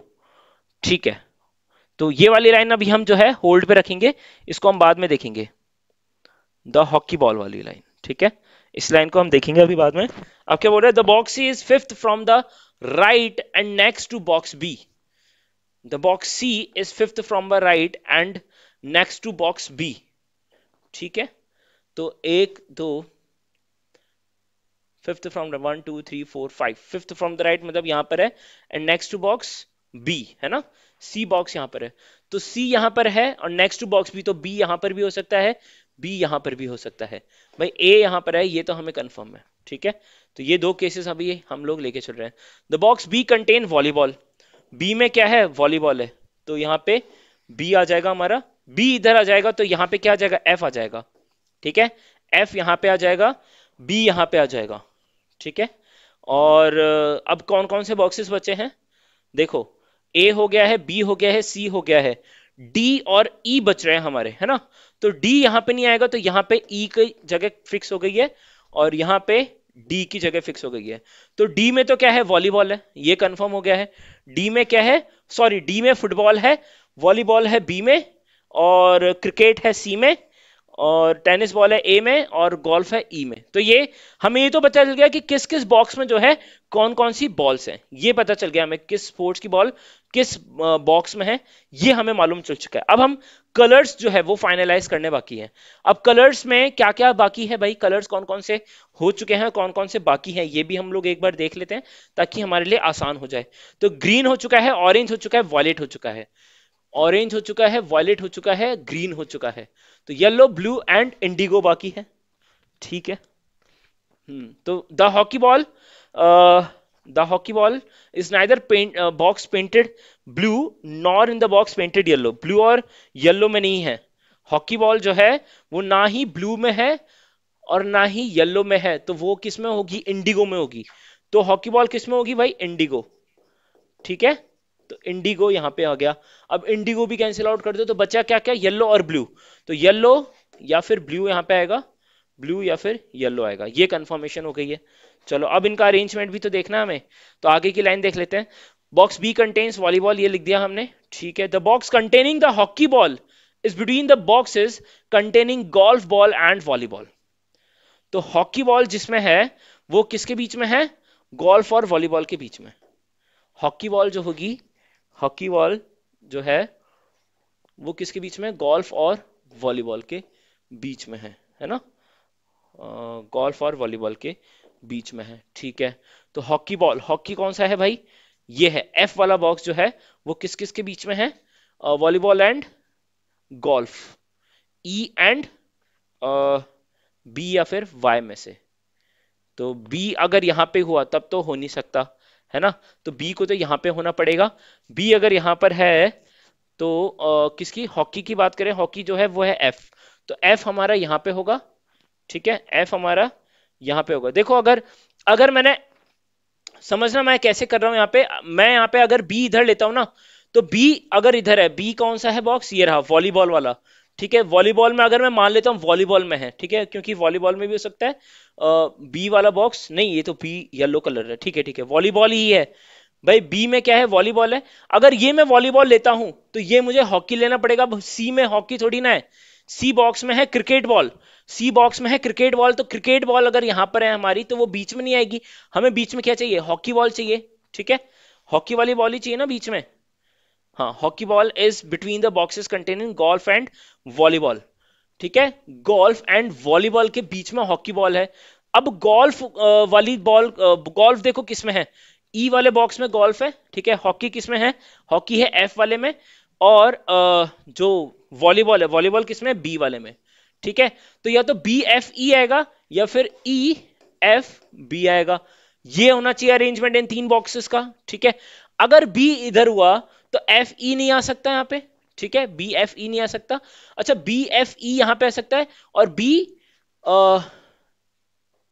सी क्योंकि यहां पे फिक्स है ना, सी की पोजीशन ये फिक्स है, तो बी ई एफ यू भी नहीं आ सकता, तो बी ई एफ ऐसे ही आएगा, ई यहां आएगा, एफ यहां आएगा, ए बी सी डी यहां पे आएगा।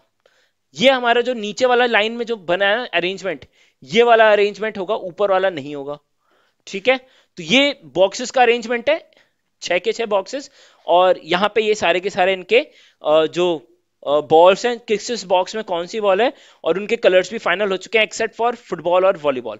फुटबॉल और वॉलीबॉल में येलो और ब्लू में से कोई ना कोई एक होगा। तो हमने सारा का सारा जो है सेट कंप्लीट कर लिया है, सेट हमारा पूरा कंप्लीट हो चुका है, ये कंफर्म हो गया यहाँ पे, ठीक है। अब ये क्या बोल रहा है, which one of the following boxes contains the golf ball. Golf ball जो है वो कौन सा बॉक्स, किस बॉक्स में है? तो गोल्फ बॉल किस में है भाई, देखो, गोल्फ गोल्फ किस में है, ई बॉक्स में है। तो ई हमारा आंसर हो जाएगा, ये रहा बी ऑप्शन। ठीक है, ई आंसर हो जाएगा यहाँ पे। अगला सवाल क्या है, which of the following statement is or false? D is painted yellow, F is painted indigo. तो डी में येलो है, हम देखते हैं भाई, डी जो है वो येलो पेंटेड है, डी में येलो हो सकता है। ठीक है, एफ इज पेंटेड इंडिगो, बिल्कुल सही बात है, एफ में इंडिगो है, ये कंफर्म है हमें। ठीक है, जस्ट अ सेकेंड। और B is painted blue, B is painted blue. हाँ, तो अगर डी येलो है तो बी ब्लू हो जाएगा। तो उस केस में सारी स्टेटमेंट जो है बिल्कुल सही हो जाएंगी हमारी, all of the above statement जो है बिल्कुल सही हो जाएंगी इस केस में। ठीक है, तो डी ऑप्शन जो है यहाँ पे आंसर आ जाएगा। अगला क्या है, the football is in the box of which colour? Football जो है वो किस कलर के बॉक्स में होगी? तो फुटबॉल फुटबॉल फुटबॉल ये रहा, फुटबॉल किस में होगी, येलो या फिर ब्लू कलर के बॉक्स में होगी। अब येलो या फिर ब्लू कलर के बॉक्स में होगी, तो येलो और ब्लू दोनों ही ऑप्शन यहां पर है। तो इसका आंसर हो जाएगा C option, can not be determined as the data are inadequate. ठीक है, ये हो जाएगा। और इसमें है ना आंसर आपका, देखो बी और डी की बात करें ना, बी और डी, हाँ बी और डी की बात करें, इनका कलर जो है वो फिक्स नहीं है, तो इसलिए हम जो है नहीं बोल सकते ऑल ऑफ द अबव, इसका आंसर नहीं होगा। ठीक है, इसका आंसर जो होगा वो होगा बी ऑप्शन। ठीक है, सिर्फ बी ऑप्शन होगा, क्योंकि यहां पे कंफर्म नहीं है ना भाई, बी हमारा येलो हो सकता है, डी हमारा ब्लू भी तो हो सकता है, दोनों ही पॉसिबल केसेस हैं। तो इस वजह से हम सिर्फ और सिर्फ वो केस लेंगे जहां पे हमें श्योरिटी है 100%। तो इसलिए हम लोग सिर्फ और सिर्फ बी ऑप्शन के साथ यहां पे जाएंगे। ठीक है, बहुत सिंपल तरीके से हम यहाँ पे इसको देख रहे हैं। चलो आगे बढ़ते हैं, अब हम जो है अगले सवाल पे आ गए हैं। तो ये पिछला वाला जो सवाल था माना बहुत लेंदी है, लेकिन आप ये देखिए सी सेट में आया हुआ है, और सी सेट में अगर एक बार आया हुआ है तो हम उसे बिल्कुल भी छोड़ नहीं सकते हैं। एंड ट्रस्ट मी, ये बहुत इतना डिफिकल्ट नहीं है, मैंने आपको एक्सप्लेन करा है, इस वजह से ये आपको लेंदी शायद लग जाए, अदरवाइज ये एक्चुअली में इतना लेंदी नहीं है। आप अगर इसको ढंग से समझेंगे, देखेंगे, तो आपको मालूम चलेगा कि ये सवाल जो था इतना डिफिकल्ट नहीं था जितना अभी हमें समझते वक्त लग रहा है ना। आप इसको दोबारा से ट्राई करिएगा, एंड हो सकता है पहली बार में समझ में ना आए, क्योंकि पजल्स के सवाल होते ही ऐसे हैं। पजल्स के सवाल नहीं आते हैं समझ में, जब तक आप 50-60 सवाल नहीं करेंगे तब तक आपको समझ में नहीं आएगा। और उसके लिए मैं आपको क्वेश्चन बैंक जो है देने वाला हूं, बहुत सारे क्वेश्चंस मैं आपको सॉल्व कराने वाला हूं, और प्रैक्टिस के लिए भी बहुत सारे क्वेश्चंस मैं दूंगा आपको। इवन ये सारे के सारे क्वेश्चंस मैं इसकी पीडीएफ बना के आप सभी को प्रोवाइड भी करने वाला हूं। ठीक है, तो ये सारी चीजें जो है आपको करनी है, लेकिन प्रैक्टिस प्रैक्टिस अगर नहीं करेंगे ना आप, तो आपको बहुत दिक्कत होगी। इन सभी सवालों को सॉल्व करिएगा जरूर, है ना, खुद से एक बार, तभी आपको चीजें ढंग से समझ में आ पाएंगी। चलो अब हम आगे बढ़ते हैं, सी सेट 2018 का ये सवाल है। ठीक है, सी सेट 2018 में क्या पूछा गया है देखते हैं। Read the following information and answer the two items that follows. The plan of an office block for 6 officers A B C D E is as follows. ठीक है, ऑफिस ब्लॉक का प्लान है 6 ऑफिसर्स के लिए, ये बता रखा है यहाँ पे। ठीक है, अलग अलग ऑफिसेज हैं, अलग अलग ऑफिसर्स के लिए। Both B and C occupy, both B and C V, C होगा, both B and C occupy office to the right of the corridor। ठीक है, दो क्वेश्चन हैं इसके। A one enters to the office block and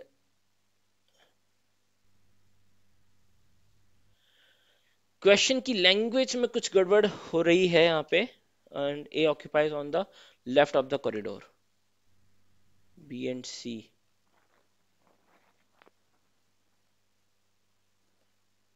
A occupies on the left of the corridor। ठीक है, E and F occupy office on the opposite sides of the corridor but their offices do not face each other। ठीक है, the offices of C and D face each other। E does not have a corner office। ठीक है, F's office is further down the corridor than A's office but on the same side। ठीक है, तो 6 offices हैं भाई, 1 2 3 4 5 6, ये offices हैं यहाँ पे। ठीक है, अब ये क्या बोल रहा है, सी एंड डी जो है वो एक दूसरे को आमने सामने फेस कर रहे हैं, ये कंफर्मेशन है। ठीक है, ये बोल रहा है यहाँ पे offices of C and D are faces इधर, E does not have a corner office, तो ई जो है वो कॉर्नर ऑफिस नहीं है उसका, तो ई या तो यहाँ पे कहीं आएगा, ठीक है, ई बीच में ही आएगा कहीं पे भी, कॉर्नर ऑफिस नहीं है तो ई कहीं बीच में ही आएगा, और ये कंफर्म है कि सी और डी जो है कहीं एक्सट्रीम्स पे ही होंगे, अपोजिट। ठीक है, F's office is further down the corridor then S, down the corridor, ठीक है, देन एस। ठीक है, अगर अपन ये डायरेक्शन चूज करते हैं, डाउन द कॉरिडोर इस तरफ है, तो एक के नीचे जो है वो एफ का ऑफिस है, लेकिन सेम साइड पर है, ये भी कंफर्मेशन है। बहुत बढ़िया। ठीक है, चलो ये कंफर्म है कि ए और एफ जो है वो सेम साइड पे हैं, ये कंफर्मेशन हो गई है हमें। ठीक है, चलिए ठीक है ठीक है ठीक है ठीक है ठीक है, ई जो है बीच में होगा, ये कंफर्म हो गया है। चलो एक बार मैं इसको मिटा देता हूँ, ई बीच में है, ये हम अंडरलाइन कर लेते हैं बस, E does not have a corners office, ये कंफर्म हो गया।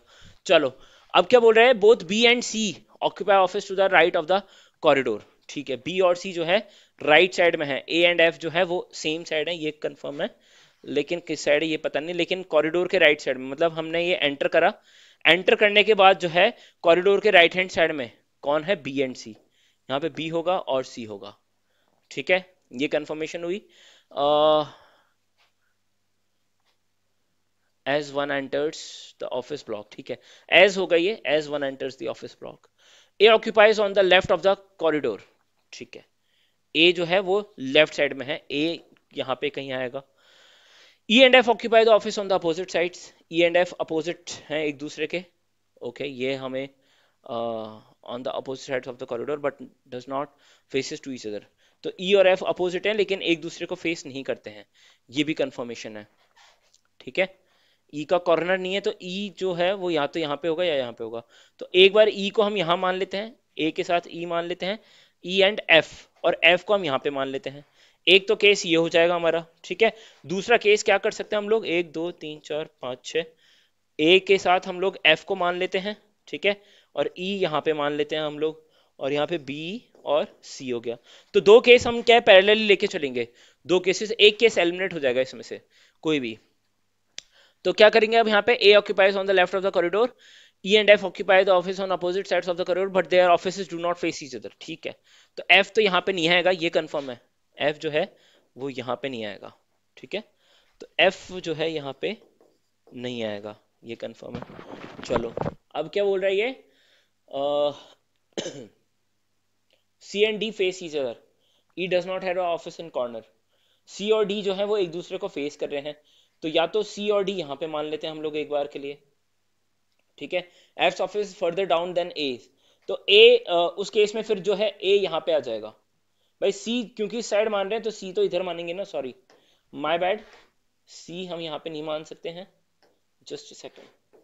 ठीक है, तो सी तो इस साइड है राइट हैंड साइड, तो सी को हम यहाँ मानेंगे और डी को जो है यहाँ मानेंगे, सी और D opposite to each other, लेकिन ये बोल रहा है कि एफ का ऑफिस जो है वो डाउन द कॉरिडोर देन ए है, मतलब ए के बाद जो है एफ का ऑफिस आता है, इसका मतलब ए जो है यहाँ पे अगर आता है हमारा ए, तो उस केस में हम ये बोलेंगे कि एफ का आगे जाएगा, लेकिन एफ क्योंकि इस साइड है और ए इस साइड है तो हम ये बोल ही नहीं सकते, पहली बात तो ए और एफ सेम साइड है, तो इसका मतलब ये वाला जो है हम ये वाला केस लेंगे, ये वाला केस तो हमारा कैंसिल आउट हो जाएगा क्योंकि A and F R on same side. ठीक है, A and F R on same side, तो ये वाला केस हमारा कैंसिल आउट हो जाएगा, ये केस बचेगा। अब इस केस में जो है एफ का ऑफिस यहाँ पे होगा और ए का ऑफिस यहाँ पे होगा। ठीक है, और ई सी और D opposite to each other कर रहे हैं फेस, है ना, नहीं C and D face opposite to each other, अच्छा सी एंड डी, तो ए एफ यहाँ पे हो चुका है, डी आएगा यहाँ पे, C and D opposite to each other है, तो ए जो है हमारा यहाँ पे आएगा, पहली बात तो ए यहाँ पे आएगा, ए यहाँ नहीं आएगा, तो डी होगा जो हमारा यहाँ पे आएगा, डी होगा यहाँ पे, डी यहाँ पे होगा तो सी यहाँ पे होगा, सी और D opposite to each other है। ठीक है, सी यहाँ पे होगा तो यहाँ पे हो जाएगा हमारा बी, बन चुका है हमारा पूरा का पूरा, भाई काम हो गया हमारा, हमारा पूरा का पूरा केस बन गया है, ये केस हो जाएगा हमारा, ये अरेंजमेंट हो गया इनका। ठीक है, तो FADBEC ये अरेंजमेंट हो चुका है यहाँ पे सारे सिचुएशन को लेते हुए। अब ये बोल रहा है if E sits on his in his office and faces the corridor whose office is to the to his left. E जो है वो अपने ऑफिस में बैठा हुआ है और वो कॉरिडोर की तरफ फेस कर रहा है, मतलब इस तरफ वो फेस कर रहा है, तो उसके लेफ्ट में किसका ऑफिस है? सी का ऑफिस है। सी इसका आंसर हो जाएगा। ठीक है, उसके लेफ्ट में सी का ऑफिस है। हाँ बिल्कुल सही, सी आंसर आ रहा है, बहुत बढ़िया। बी और सी में से ही होगा अपोजिट। हाँ मतलब वो बी और सी में से होगा, सी आंसर आएगा ई के जस्ट उसमें। ठीक है, तो इसका आंसर सी ही आएगा 100% श्योरिटी के साथ, क्योंकि अरेंजमेंट हमारा प्रॉपर आ चुका है। अरेंजमेंट आना जरूरी था, अरेंजमेंट प्रॉपर आ गया। ठीक है, और अगला सवाल क्या है? Who is facing, who is the F immediate neighbour. F का इमीडिएट नेबर या फिर नेबर्स कौन कौन से हैं, तो एफ के आसपास कौन कौन बैठे हुए हैं ये बताना है आपको। ठीक है, अब इस अरेंजमेंट से आप देख सकते हैं एफ के इमीडिएट नेबर जो है वो सिर्फ और सिर्फ ए है। अपोजिट नहीं बोला है इसने, जस्ट इमीडिएट नेबर बोला है। इमीडिएट नेबर जो है वो ए है, तो इसका ए आंसर होगा, ए ओनली। ठीक है, ये आंसर हो गया, ए ऑप्शन में लिखा हुआ है ए ओनली। ठीक है, और यही इसका आंसर भी होगा। क्लियरली समझ में भी आ रहा है? तो उम्मीद करता हूं ये आपको समझ में आ भी गया होगा। और सीसेट 2018 का भी सवाल हम लोगों ने यहाँ पे कर लिया है। तो सवाल बड़ा ही इंटरेस्टिंग था, मैं आपको बताऊं, सवाल बहुत इंटरेस्टिंग है, अच्छा है। हाँ, आपको 2 बार से 3 बार भी पढ़ने की जरूरत पड़ सकती है, लेकिन आप क्या करें, जिस तरीके से हमने इसको सॉल्व करा है ना, वो तरीका आजमाएं।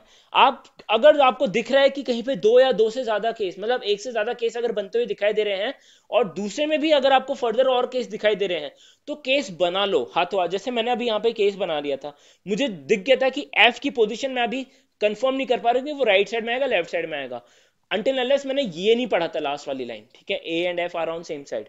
तो मैंने क्या करा, 2 केस तुरंत बना लिए, और 2 केस जैसे ही बनाए और अरेंजमेंट जब मैं फर्दर करने लगा लास्ट स्टेटमेंट से पहले, तो मुझे दिख गया था कि यार ये हो ही नहीं पा रहा है अरेंजमेंट, यहाँ पे 4 लोग आ रहे हैं फिर उस केस में। इस वजह से मेरा सीधा सीधा मैंने ये अरेंजमेंट कैंसिल करा और यहाँ से सीधा आंसर आ गया। तो आप भी अगर मल्टीपल केसेस बन रहे हैं तो वो हाथों हाथ बनाएं, उसके लिए ज्यादा इंतजार नहीं करें और ज्यादा सोच विचार ना करें। जैसे ही आपको दिख रहा है हाँ केस बन रहा है, तुरंत उसे बना दें और आगे बढ़े, दैट्स इट। बिल्कुल भी सोचने की इसमें बिल्कुल जरूरत नहीं है। और जो क्वेश्चंस है ये सारे के सारे मैं ये सारे के सारे आपको डीपीपी के फॉर्मेट में जो है आपको प्रोवाइड करा दूंगा, और साथ ही के साथ में काफी सारे सवाल आपको प्रैक्टिस के लिए भी दे दूंगा। ठीक है, शीट में शेयर कर दूंगा टेलीग्राम चैनल पे, तो वहां से आप क्वेश्चंस की प्रैक्टिस करते रहिएगा। और ये जितने भी क्वेश्चंस हम लोग कर रहे हैं, ये सारे के सारे सॉल्यूशन आपने देख लिया है जो मैं शेयर करूंगा आज आपको, उन सबके सॉल्यूशन आपको मिल जाएंगे। ये है, इससे पिछली वाली क्लास में सबके सॉल्यूशन मिल जाएंगे। सेट 2013 का ये सवाल है, और ये सवाल जो है पहले हम लोगों ने कवर नहीं किया था, तो अभी हम इसको कवर कर लेते हैं। The music director of a film wants to send 4 persons to work on different aspect of composition of a piece of music. 7 persons are available for this work. They are Rohit, Tanya, Shobha, Kaushal, Kunal, Mukesh and Jaswant. Rohit and Tanya will not work together. ठीक है, Rohit and Tanya जो है वो एक साथ काम नहीं करेंगे, तो ये हमें मालूम है। Okay, and Kunal and Shobhana will not work together. तो एक तो रोहित और तान्या जो है वो एक साथ कभी भी वर्क नहीं करेंगे, और साथ के साथ कुणाल और शोभना ये दोनों एक साथ कभी भी वर्क नहीं करेंगे। तो इस तरीके से हमेशा जो है स्टेटमेंट जो लिखी हुई है ना उसको इस तरीके से लिख लें आप, इक्वेशन की फॉर्मेट में बोलो इसको या फिर साइन की फॉर्मेट में बोलो, ताकि आपको शॉर्ट में समझ में आता रहे, आपको बार बार पढ़ने की जरूरत नहीं पड़े। ठीक है ना, क्योंकि समय उसमें बहुत ज्यादा जाता है। Mukesh and Kunal wants to work together. Which of the following is the most acceptable group that can be selected by the music director? Now, this is a very good question.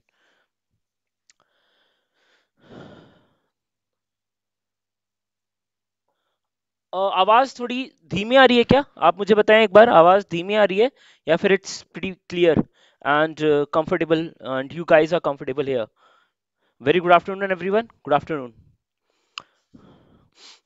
आवाज अगर सही नहीं आए तो बताइएगा।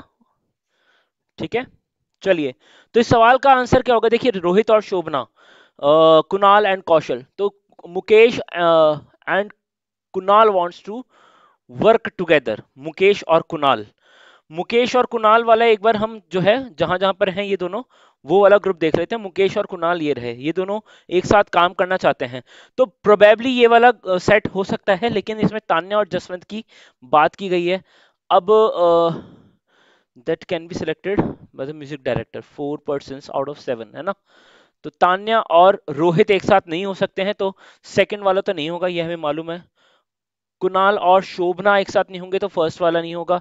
और रोहित तान्या, रोहित और तान्या फिर से यहाँ पे आ गए हैं, तो इसलिए ये वाला फिर से कैंसिल आउट हो गया। सी ऑप्शन सीधा सीधा आ जाएगा, आप देख सकते हैं सीधा सीधा एलिमिनेट हो रहा है इन कंडीशन से, दोनों कंडीशन से सीधा सीधा एलिमिनेट हो रहा है और आंसर भी आ रहा है। नाइस मोर फाइन, ओके परफेक्ट। तो समझ में आ गया आपको कि सवाल कैसे करना है। देखिए इजी होते हैं, मैं आपको बताऊं, आपको पजल्स के जो सवाल हैं, हर बार मैं बोल रहा हूं, हर क्लास में इस बात को भी दोहरा रहा हूं कि पजल्स के सवाल जो होते हैं बहुत इजी भी होते हैं और बहुत डिफिकल्ट भी होते हैं एट द सेम टाइम। अगर आपने कोई एक पॉइंट मिस कर दिया पूरे उसमें, तो बहुत डिफिकल्ट हो जाता है फिर उस पूरी पजल्स को सॉल्व करना, चाहे वो सिटिंग अरेंजमेंट की हो, चाहे वो इस तरह के सवाल हो, चाहे बॉक्सेस वाले सवाल हो, ठीक है, मुश्किल हो जाता है। तो आपको पूरे टाइम अच्छे से समझना पड़ेगा, और जरूरी नहीं है कि एक ही बार में आपको समझ में भी आ जाए। मैं एक्सप्लेन कर रहा हूं तो हो सकता है आपको एक बार में समझ में ना आए, एंड इट्स वेरी नेचुरल, ठीक है। और आप ये सोचे कि सर मतलब समझा नहीं पा रहे हैं, कुछ और है, नहीं ऐसा नहीं होगा। आप दोबारा से जब वीडियो को देखेंगे तो आपको 100% समझ में आ जाएगा। तो हो सकता है आपको 1 2 या 3 बार देखने की आवश्यकता पड़े, तो बेझिझक दोबारा से पीछे रिवाइंड करके जो है जरूर देखिए इस वीडियो को। क्लास वैसे तो लाइव है ही है, लेकिन फिर भी जो बाद में देखेंगे स्टूडेंट्स, उनके पास ये बहुत मतलब आप सभी जो है इसको दोबारा से देख सकते ही हैं, ठीक है। उन सभी के लिए ये थोड़ा सा निर्देश है। बाकी करिएंगे, जितनी ज्यादा प्रैक्टिस करेंगे आपको मालूम है उतने ज्यादा आप रिफाइन भी होते जाएंगे। ये सिंपल सा फंडा है मैथमेटिक्स का, आप भी जानते हैं इस बात को। चलो, तो आगे बढ़ते हैं अगले सवाल पे बिना देरी से।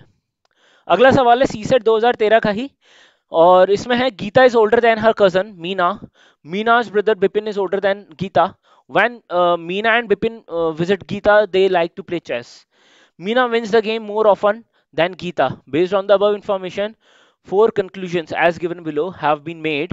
Which of the following, which one of these logically follows from the information given above?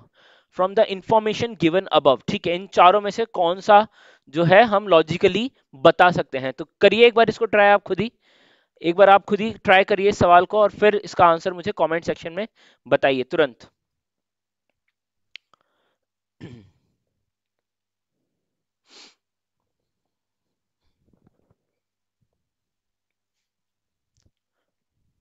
हाँ जी, कोई आंसर किसी का अभी तक?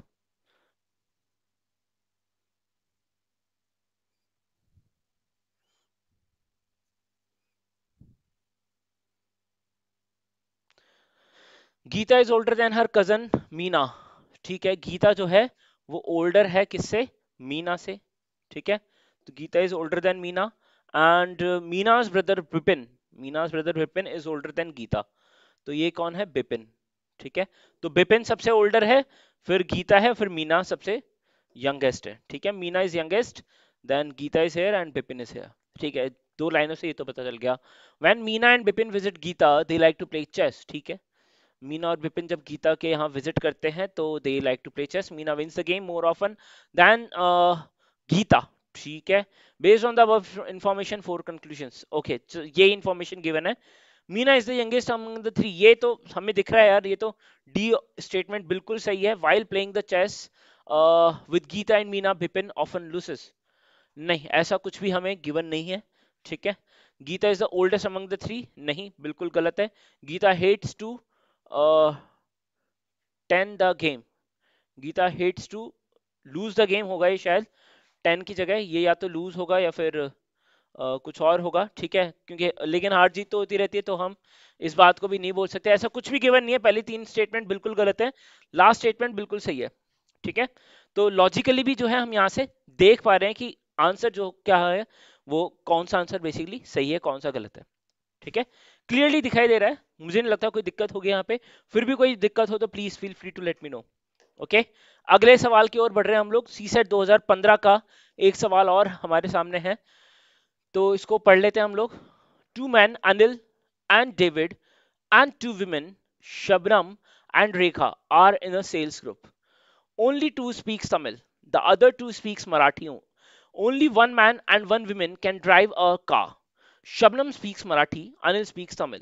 Both Rekha and David can drive. Which of the following statement is true? Now, this is a very complex जो है information है, हालांकि सारी इंफॉर्मेशन क्लियरली आपको गिवन है, सीधे सीधे स्टार्टिंग से ही सारी इंफॉर्मेशन है, आपको बस यहाँ पे डिवाइड करना है कि दो मैन है और दो विमेन है, उसमें कौन कौन तो तमिल बोलता है, मराठी बोलता है, लैंग्वेज क्या क्या बोलता है वो देखना है, और किसको ड्राइव आती है किसको नहीं आती है, ये आपको चीजें देखनी है, ठीक है। तो हम यहाँ पे लिख लेते हैं सबसे पहले तो अनिल, फिर यहाँ पे लिखेंगे डेविड, ठीक है, और उसके बाद लिखेंगे यहाँ पे शबनम, और फिर लिखेंगे यहाँ पे रेखा, ठीक है, शबनम। चलिए, शबनम किसी मूवी में नाम था ना किसी का, शबनम, याद तो नहीं आ रहा है, चलो ठीक है जो भी है। चलो देखते हैं, यहाँ पे आगे बढ़ते हैं। ओनली टू स्पीक्स तमिल, ठीक है, दो ही लोग हैं जो तमिल बोलते हैं, तो तमिल जो है सिर्फ और सिर्फ दो लोग बोलते हैं, ये हमें पता है। The other two speaks Marathi, और बाकी जो दोनों हैं वो क्या बोलते हैं, मराठी बोलते हैं, ठीक है, दो लोग मराठी बोलते हैं, दो लोग तमिल बोलते हैं। Only one man and one women can drive a car, ठीक है, एक मैन और एक वुमेन जो है वो कार जो है ड्राइव करेंगे। ओके, अनिल स्पीक्स तमिल, अनिल जो है वो बोल रहा है तमिल, ठीक है। Both Rekha and David can drive, तो can drive Rekha can drive and David can also drive, ठीक है, ये दोनों ड्राइव कर सकते हैं और ये दोनों ड्राइव नहीं कर सकते हैं, शबनम और अनिल जो है वो ड्राइव नहीं कर सकते हैं, ठीक है। तमिल जो है सिर्फ अनिल के लिए बताया रखा है अभी कि तमिल जो है अनिल बोलता है, और बाकी कुछ भी इंफॉर्मेशन गिवन नहीं है, ठीक है। चलो ये अभी हमें पता चला है। Both the Tamil speakers can drive the car, both the Tamil speakers can drive the car, no that's not true, because one Tamil and one Marathi will, speaker might be driving the car, because एक Tamil already हो चुका है, तो एक मराठी और एक तमिल जो है वो ड्राइव करेंगे, तो पहली स्टेटमेंट बिल्कुल गलत है। Both the Marathi speakers can drive the car, तो Marathi speakers can drive the car, this could be a possibility. अभी हमें श्योरिटी नहीं है कि डेविड और रेखा क्या लैंग्वेज बोलते हैं, तो अभी इसकी क्लैरिटी नहीं है हमें, इस वजह से हम बोल नहीं सकते कि भाई सेकंड स्टेटमेंट गलत है या नहीं है, फर्स्ट तो गलत है ही है, ठीक है। Both of those who can drive a car speaks Marathi, both of those who drives a car speaks Marathi, तो ये भी जो है who can drive the car speaks Marathi, तो बेसिकली बी और सी ऑप्शन तो सेम ही बात कर रहे हैं, one of those who can drive, both of those who can drive a car speaks Marathi.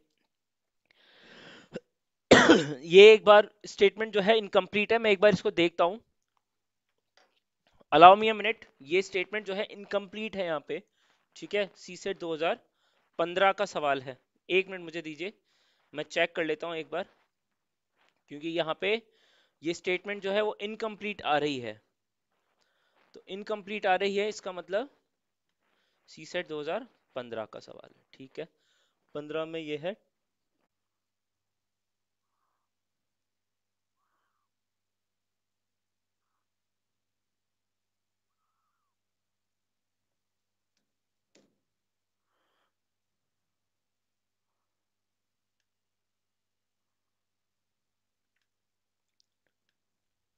Okay, am I audible now guys, please let me no.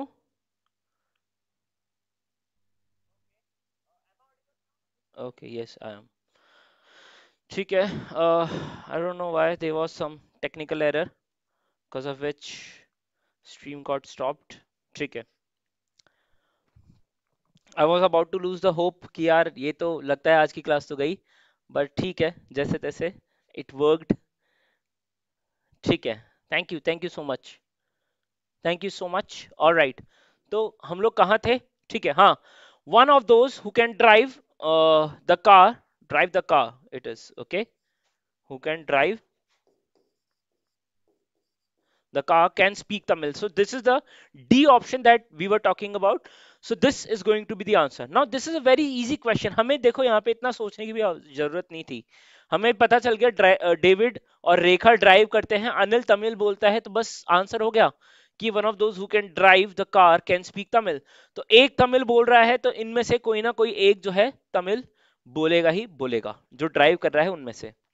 अच्छा, ये जरूरी भी नहीं है, बात तो ये भी सही है कि सर ये कहाँ जरूरी है कि भाई, क्योंकि हो सकता है शबनम जो है वो तमिल बोलती हो। अगर शबनम तमिल बोलेगी तो उस केस में रेखा और डेविड जो है मराठी बोल जाएंगे। Both of those who can drive a car speak Marathi, and both the Marathi speakers can drive the car. तो यहाँ पे बी और सी, अब यहाँ पे हम ये चीज देख सकते हैं कि यार बी और सी जो ऑप्शन है ना, वो दोनों के दोनों कॉन्ट्राडिक्टरी हैं और दोनों एक साथ सही हो नहीं सकते दो ऑप्शन, तो इसलिए डी ऑप्शन से ही हम चलेंगे। तो ये थोड़ा सा क्या है, यहाँ पे गड़बड़ है क्या, कुछ यहाँ पे हम इंफॉर्मेशन मिस आउट कर रहे हैं, वो भी एक बार मैं देख लेता हूँ। Are in sales group only two speak Tamil, other two speaks Marathi, only one man and one women. Okay, अब ये भी एक बात है कि one man and one women can drive the car, तो ये इंफॉर्मेशन बहुत इंपॉर्टेंट थी। Only one man and one women can drive a car. तो अगर एक अनिल ड्राइव कर रहा है तो एक शबनम और रेखा में से एक ना एक तो कोई ड्राइव करेगा। तो रेखा अगर ड्राइव करती है और डेविड ड्राइव करते हैं, ठीक है, तो उस केस में अच्छा, फिर बात तो सही है, डेविड और रेखा ड्राइव का हो गया यहाँ पे सिंगल। और इसने कहीं बोला है क्या यहाँ पे, both Rekha and David can drive. Hmm, Rekha and David can drive, बात ये भी हो गई यहाँ पे। अनिल स्पीक्स तमिल, अच्छा शबनम स्पीक्स मराठी, यार ये इंफॉर्मेशन देखो मिस कर दी ना हमने, शबनम स्पीक्स मराठी। जब बार बार 4 बार हमने इसको पढ़ लिया उसके बावजूद भी एक बेसिक जो इंफॉर्मेशन है वो हम मिस आउट कर रहे थे। तो ये मराठी यहाँ पे गिवन है भाई, ये मराठी जो है ये हमें गिवन है, और जब ये हमें गिवन है तो क्लियरली हमें दिखाई दे रहा है कि डेविड और रेखा में से कोई ना कोई एक ऐसा होगा जो तमिल बोलता ही होगा, इसलिए डी आंसर आ जाएगा। क्लियर है, ठीक है, डन। हाँ, Shabnam Shabnam speaks Marathi, it is given. हाँ, ये इंफॉर्मेशन हम जो है मिस आउट कर रहे थे। चलो, ज्यादा इस पे अब समय नहीं देंगे, अब आगे बढ़ते हैं। 2015 का सी सेट का एक और सवाल है, दो बैक टू बैक क्वेश्चन हैं इसमें, देख लेते हैं इसको। A B C D E F are cousins, no two cousins are of the same age but all have birthdays on the same day of the same month, of the same month। अच्छा, same day of the same month, the youngest is 17-year-old and the oldest is 22-year-old। F is somewhere between B and D in the age, A is older than B, C is older than D and A is 1 year older than C। अब ये जो line है ना, ये बड़ी interesting line है, ठीक है। कोई भी सेम एज का नहीं है एक तो, और दूसरा क्या है, सभी के बर्थडे जो है ना वो सेम डे और सेम मंथ में आते हैं। मतलब कि अगर किसी का बर्थडे 1 ऑफ अगस्त 2000, मतलब 1 ऑफ अगस्त को आ रहा है, तो बाकी सबका ही बर्थडे जो है 1 ऑफ अगस्त को आएगा, बस ईयर डिफरेंट हो जाएगा, ठीक है। जैसे कि आज डेट है हमारी कितनी, 16 ऑफ मार्च। तो आज अगर किसी का एक का भी बर्थडे है ना 16 ऑफ मार्च, तो सभी सारे के सारे जो कजिन्स हैं, 6 के 6 कजिन्स, इन सभी का बर्थडे 16 ऑफ मार्च को ही होगा।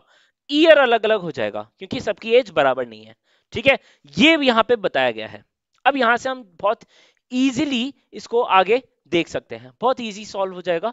देखिए, यंगेस्ट इज 17 ईयर ओल्ड, तो यंगेस्ट जो है वो 17 ईयर ओल्ड है, और ओल्डेस्ट जो है ई है, ठीक है। ई जो है ओल्डेस्ट है, ये बता दिया इसने, तो ई इज ओल्डेस्ट। उसके बाद जो भी आ रहे हैं हमें नहीं मालूम, तो 1 2 3 4 5 6, ठीक है। और जो भी यहाँ पर है वो 17 ईयर ओल्ड है, और यहाँ है 22 ईयर ओल्ड, ठीक है। 17 18 19 20 21 22, तो सारे के सारे एक एक साल के गैप में ही है, ठीक है। ये चीज हमें यहाँ पे पता चल चुकी है। अब क्या बोल रहा है ये, F is somewhere between B and D in the age, तो एफ जो है वो बी और डी के बीच में है कहीं ना कहीं, है ना। अभी बी और डी की पोजीशन इंटरचेंज हो सकती है। सी इज ओल्डर देन डी, अब सी जो है वो ओल्डर देन डी है, ये बोल रखा है। तो एक काम करते हैं, इसको हम थोड़ा सा तरीके से लिखते हैं ताकि हमें क्लियरली दिखाई दे। तो सी इज ओल्डर देन डी बोल रखा है इसने, ठीक है, ये चीज हमें गिवन है। और ए इज ओल्डर देन बी, तो ए जो है वो बी से बड़ा है, ये भी हमें पता चल गया है। A is 1 year older than C, A is 1 year older than C, तो मतलब ए और सी जो है वो साथ में है, आसपास है, ठीक है। तो ए और सी जो है वो इस तरह से सेट होंगे, तो ए लेफ्ट में होगा, उसके जस्ट एडजेसेंट जो है वो सी होगा, ये पता चल चुका है हमें।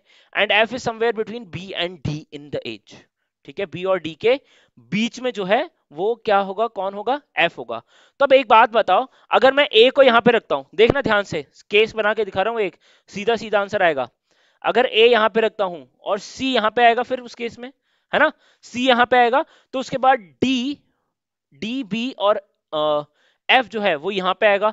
अब बी और डी के बीच में क्योंकि एफ है, ये हमें मालूम है, तो यहां पे एफ आ जाएगा और यहां पे डी, और डी या तो यहां आएगा या बी यहां आएगा, और बी यहां आएगा या फिर डी यहां आएगा, क्योंकि हमें ये नहीं मालूम कि कौन किससे बड़ा है, ठीक है, ये चीज हमें मालूम नहीं है एग्जैक्टली तो एक तो ये केस हो गया। अब दूसरा केस आप बोले सर यहाँ की जगह आप यहाँ पे लो ना, मतलब अगर ए यहाँ पे लेता मैं और सी यहाँ पे लेता, तो उस केस में क्या मेरा सेट हो जाता, क्या मामला, देख लेता हूं मैं।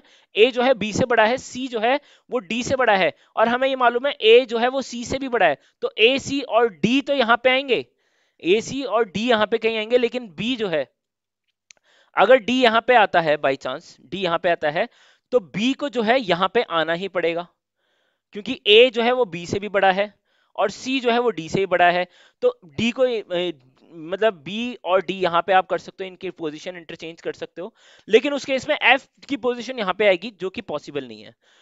एफ की पोजीशन यहाँ पे पॉसिबल ही नहीं है, क्योंकि एफ जो है वो somewhere between B and D है इन द एज, ठीक है, बी और डी के बीच में है, जो कि सिर्फ और सिर्फ जो ऊपर वाला केस हमने बनाया है उसी में ही आ रहा है, ठीक है, तो इसलिए ऊपर वाला जो केस है वही हमारा बनेगा, नीचे और कोई केस बन भी नहीं पाएगा, आप कितनी भी कोशिश कर लीजिए, सिर्फ एक ही केस यहां से बनेगा, ठीक है, ये सारा का सारा मैं यहां से हटा देता हूं। तो अब क्या बोल रहा है, ये इज 1 ईयर ओल्डर देन सी, ये हमें मालूम है, तो अब सबकी एज हमें मालूम है, 17 18 19 20 21 22, ठीक है, और बी और डी की पोजीशन हमें एग्जैक्ट नहीं मालूम ना, उनकी एज एग्जैक्ट पता है। अब ये बोल रहा है डी इज 20 ईयर ओल्ड, नहीं मालूम भाई डी 20 साल का है या नहीं है, ठीक है, और 20 साल का हो भी नहीं सकता डी, क्योंकि डी या तो 17 का होगा या फिर 19 का होगा। F is 18 year old, F is 19, F is 20, F की बात कर रहे हैं, तो एफ की पोजीशन क्योंकि फिक्स है, तो एफ कितने साल का है भाई, 18 साल का है, 17 के बाद 18 आएगा, तो बी आंसर आ जाएगा हमारा ये 18 साल का, बी ऑप्शन जो है सीधा सीधा आंसर आ जाएगा। बात समझ में आई यहाँ पे, क्या बात समझ में आ गई सभी को क्लियरली, है ना, बहुत सिंपल, बहुत सिंपल तरीके से हमने यहाँ पे इसको टैकल कर लिया। अब आपको ये चीज समझनी है, जैसे मैंने यहाँ पे डायरेक्टली एसी लिखा, तो मैंने ऐसा क्यों करा, क्योंकि मेरे दिमाग में क्लियरली मुझे दिख रहा था कि बी और डी जो है वो इनके बाद ही आएंगे, सी के बाद ही आएंगे, है ना, और ए के भी बाद आएंगे, तो कहीं ना कहीं मुझे दिख रहा है कि एफ भी, एफ जो है बी और डी के बीच में गिवन था, तो तीनों यहाँ पे आएंगे, तो तीन पोजीशन मुझे यहाँ पे छोड़नी थी, इस वजह से मैंने डायरेक्ट ए सी लिख दिया। अब मैंने आपको ये बताने के लिए कि अगर मैं ये वाला केस लेता, मैं ए और सी यहाँ पे ना लेके इधर लिखता, तो उस केस में मेरा ये कैंस ऑटोमेटिकली कैंसिल आउट भी हो रहा है, क्योंकि एक जो एफ है उसकी जगह हमें मिल नहीं पाएगी यहाँ पे सेट करने के लिए उसे, है ना, तो इस वजह से आपको ये चीज जो है फर्स्ट टाइम में कैसे क्लिक करेगी कि सर मैं यही वाला केस लूं, ये वाला केस ना लेके मेरा समय खराब ना करूं, तो वो चीज कब होगी, वो तब होगी जब आप ज्यादा से ज्यादा बार इन सवालों को कोशिश करेंगे और ज्यादा से ज्यादा अलग अलग तरीके के सवालों को आप सॉल्व करने की कोशिश करेंगे, ठीक है, जितना अटेम्प्ट करेंगे ना आप, उतना बेहतर आप अपने आप को बना पाएंगे, ठीक है। चलो आगे बढ़ते हैं।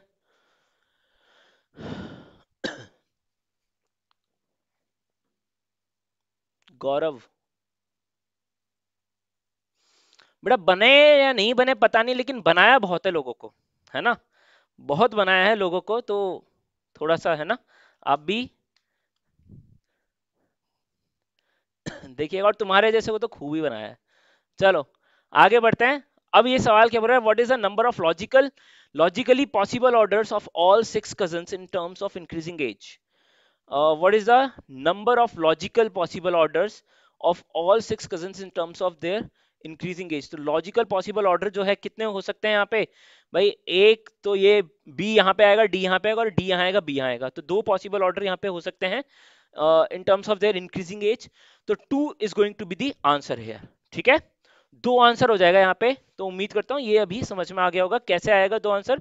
भाई लॉजिकल पॉसिबल ऑर्डर्स पूछ रहा है कि कितने पॉसिबल ऑर्डर जो है यहाँ पे हम बना सकते हैं एज के, ठीक है, in terms of their increasing age, तो यहाँ पे इंक्रीजिंग एज के जो ऑर्डर बन सकते हैं वो क्या बन सकते हैं भाई, बी और डी की पोजीशन ही तो हमारी कंफर्म नहीं है, तो इनकी पोजीशन जैसे ही फिक्स हो जाएगी तो हमारा काम हो जाएगा। तो एक बार बी और डी यहाँ पे रखो और एक बार बी यहाँ रखो, डी यहाँ रखो, तो दो केस हमारे यहाँ पे बन जाएंगे।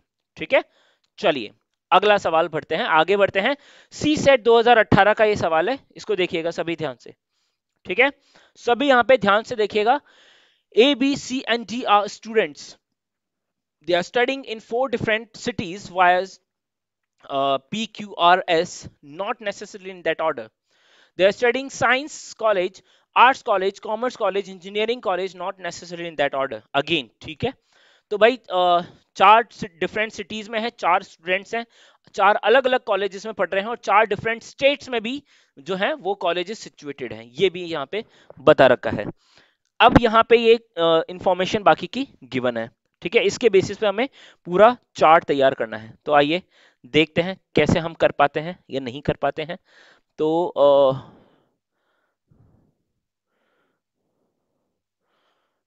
4 डिफरेंट सिटीज, 4 डिफरेंट स्टेट्स। ठीक है, तो सिटीज भी क्या है, पी क्यू आर एस। हाँ ठीक है, ये सिटीज है। तो देखो, डी स्टडिंग इन आसाम, तो डी जो है वो असम में है, डायरेक्ट लिखते जाते हैं। फिर यहाँ पे हम सिटी लिखेंगे और यहाँ पे हम कॉलेज का नाम लिख देंगे, कॉलेज लिख देंगे। Arts college is located in city S, तो आर्ट्स यहाँ पे लिख देते हैं हम लोग। ठीक है, आर्ट्स कॉलेज सिटी एस में लोकेटेड है, विच इज इन राजस्थान, तो ये राजस्थान में आ जाएगा। ठीक है, राजस्थान में आ गया, चलो बहुत बढ़िया। ए स्टडिंग इन कॉमर्स कॉलेज, तो ए जो है वो किस में पढ़ रहा है, कॉमर्स कॉलेज में पढ़ रहा है। ठीक है, कॉमर्स कॉलेज में ए पढ़ रहा है। B studying in the city Q, तो बी जो है वो क्यू सिटी में पढ़ रही है। चलो बी हो गया, तो ए बी। सी यहाँ पे आ जाएगा, सी राजस्थान में है, एस सिटी में, और आर्ट्स जो है कॉलेज में है। ठीक है, साइंस कॉलेज इज लोकेटेड इन केरला, तो साइंस कॉलेज जो है वो केरला में है। तो साइंस मतलब, अब देखो आर्ट्स यहाँ आ गया, और एक कॉमर्स यहाँ पे आ गया। अब यहाँ पे जो है साइंस नहीं आ सकता, तो यहाँ पे आएगा साइंस। ठीक है, साइंस यहाँ पे आएगा, और ये कहाँ पर है, हमारा केरला में है। तो दो यहाँ पे कॉम्बिनेशन बन चुके हैं हमारे। ठीक है, सी और बी का। अब ए का देख लेते हैं और डी का देख लेते हैं। तो अब हमें यहाँ पे स्टेट पता चल जाएगा भाई, असम, राजस्थान, केरला, और कौन सा स्टेट है, गुजरात। तो ए जो है वो गुजरात में है। ठीक है, गुज्जी है हमारे यहाँ पे ए। और यहाँ पे सिटी हमें अभी मालूम नहीं है। अच्छा, यहाँ पे सब्जेक्ट मालूम चल जाएगा, साइंस, कॉमर्स, आर्ट्स, और कौन सा कॉलेज है भाई, science, arts, commerce and engineering. तो यहाँ पे इंजीनियरिंग कॉलेज में जो है डी है। अब यहाँ पे पी और आर बच रहे हैं, तो ये यहाँ पे पी या है यहाँ पे, या फिर आर होगा, और आर या पी में से एक होगा यहाँ पे। ठीक है, बस सिटीज का कंफर्मेशन नहीं है, बाकी सारा जो है चार्ट हमारा बन चुका है। तो एक बार देखिए, आप सभी को समझ में आ गया होगा। ठीक है, क्लियर हो गया होगा अभी यहाँ पे कि किस तरीके से हमने यहाँ पे पूरा का पूरा चार्ट बनाया है। हर एक इंफॉर्मेशन को लिया, first information one at a time. ठीक है, डी स्टडिंग इन आसाम, तो आसाम लिखा यहाँ पे, और फिर उसके लिए यहाँ पे सिटी की और कॉलेज की जगह छोड़ दी। ठीक है, उसके बाद arts college is located in city S which is in Rajasthan, तो आर्ट्स लिखा, एस लिखा, राजस्थान लिखा। फिर A is studying in commerce college, तो ए का लिखा यहाँ पे और कॉमर्स कॉलेज यहाँ लिखा। और बी स्टडिंग इन सिटी क्यू, तो बी लिखा, क्यू यहाँ पे लिखा। ठीक है, साइंस इज लोकेटेड इन केरला, तो साइंस यहीं पे आएगा, क्योंकि यहाँ पे साइंस नहीं आ सकता था, असम ऑलरेडी आ चुका है, तो साइंस और केरला आ गया।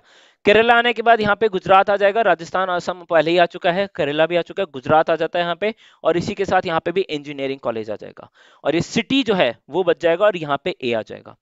तो ये सारा का सारा जो चार्ट है हमने पूरा का पूरा बना लिया है इस इंफॉर्मेशन के बेसिस पे। अब जो हमारे 6 सवाल हैं, ठीक है, इसमें 6 सवाल हैं एक साथ, इनको हम सॉल्व करेंगे। क्लियर, 6 के 6 सवाल एक साथ सॉल्व करेंगे, तो पूरा फोकस आपका जो है यहां पर रहना चाहिए, ध्यान से देखिएगा। पहला सवाल क्या है, A is studying in which, A studying in Kerala, city Q, Gujarat और राजस्थान। तो ए का क्या है भाई, गुजरात में है, और सिटी का कंफर्म नहीं है। ठीक है, तो गुजरात इसका आंसर हो जाएगा ए का। क्लियर है, ए का आंसर क्या हो जाएगा, गुजरात हो जाएगा।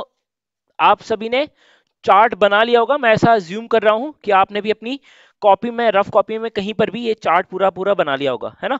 इसके बेसिस पे सारे सवाल हैं। अगला सवाल ये रहा, science college is located in which city, city के लिए पूछा गया, साइंस कॉलेज किस सिटी में है, बताइए।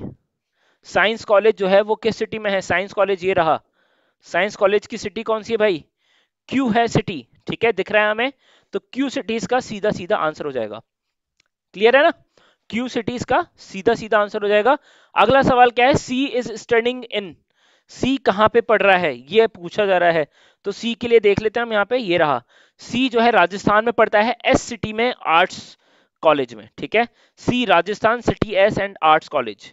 तो राजस्थान ये रहा, सीधा सीधा राजस्थान ही दे रखा है, स्टेट ही दे रखा है, ठीक है, तो और आगे कुछ देखने की आवश्यकता है ही नहीं। तो सी के लिए सीधा सीधा राजस्थान आंसर आ जाएगा। अब ये क्या बोल रहा है? Which of the following statement is correct, correct कौन सी स्टेटमेंट है ये पूछा जा रहा है। तो D is not in, not studying in city S, A is studying in science college, A is studying in Kerala, engineering college is located in Gujarat.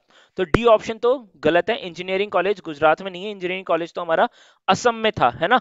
और ए is studying in Kerala, तो डी सिटी एस में नहीं पढ़ रहा है, डी शायद S में ही पढ़ रहा था, ए जो है वो केरला में था, और ए साइंस कॉलेज में। ये देख लेते हैं हम लोग, ए केरला या साइंस कॉलेज में है क्या कहीं? ए केरला में नहीं है और ए साइंस कॉलेज में भी नहीं है, इसका मतलब वो गलत था। डी जो है वो सिटी एस में भी नहीं है, बिल्कुल सही बात है। तो यहाँ पे कुछ तो गड़बड़ है दया, रुको। इंजीनियरिंग लोकेटेड इन गुजरात, क्या इंजीनियरिंग वाला सही है क्या? नहीं, वो भी गलत है।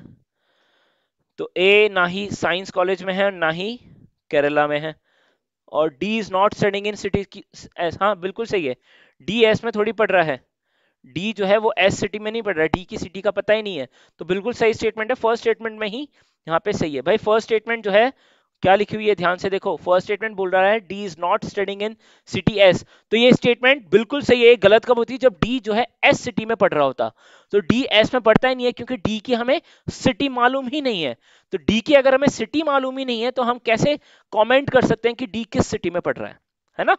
तो ये बहुत सिंपल तरीके से यहाँ पे आपको समझ में जरूर आ गया होगा, ठीक है, इजी क्वेश्चन था, क्लियर है।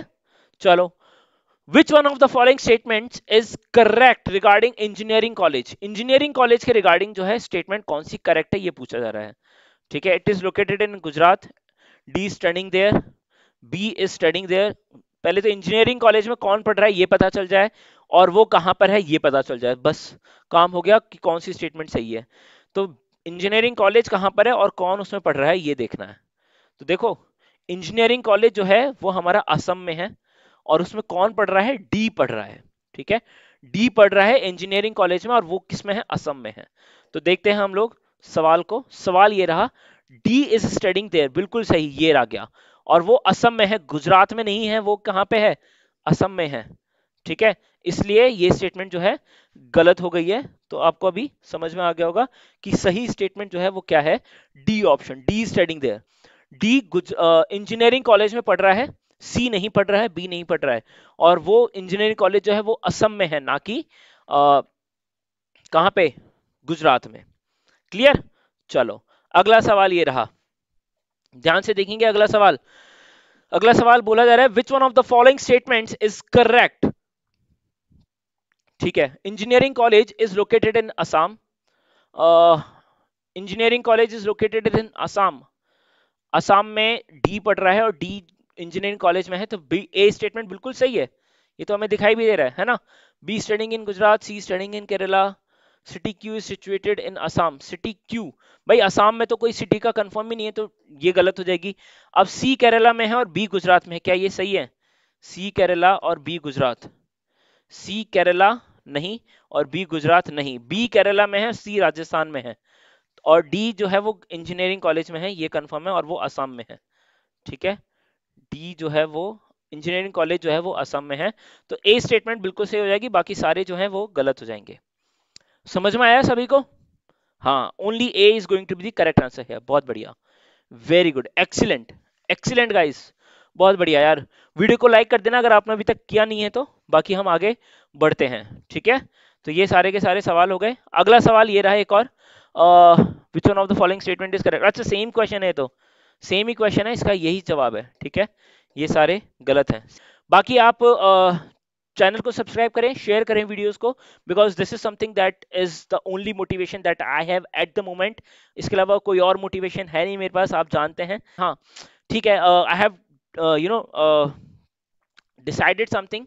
अब कहीं भी हो, कैसे भी हो, करना है, बस एक बार करना है। और आप सभी के साथ जो मैंने एक वादा किया है आप सभी को, वो मुझे पूरा करना है, चाहे कहीं पे भी करूं, है ना। किसी भी सिचुएशन में होता क्या, अगर ये स्टूडियो भी शायद नहीं होता तो अभी मैं इसको करता, चाहे लैपटॉप से ही करवाता, लेकिन करवाता जरूर, ये पक्की बात है ना। तो प्रॉमिस है, तो प्रॉमिस पूरा करना है, एक जो मेरा कमिटमेंट है उसे पूरा करना है आप सभी के लिए। So that is the only motivation that I have at the moment. और आप सभी, अगर आप सभी का प्यार बना रहेगा तो इसको हम लोग आगे तक भी कंटिन्यू करेंगे। तो ये सारी बातें, ठीक है, मिलते हैं हम लोग अगली क्लास में। Thank you so much for again joining me here, and take care and Jai Hind through all. आप सभी को जो पीपीटी है, जो क्वेश्चंस है, वो सभी टेलीग्राम चैनल पे मिल जाएंगे, आप जानते ही हैं। एक डीपीपी मैंने, प्रैक्टिस शीट जो है, वर्कशीट मैंने आपको शेयर कर दी ऑलरेडी। और आज का भी जो कंटेंट है, जो पीवाईक्यूज है सारे के सारे, वो भी मैं आपको एक साथ जो मैंने क्लब कर रखे हैं वो आपको शेयर कर दूंगा अभी। तो thank you so much and Jai Hind, thank you so much, take care.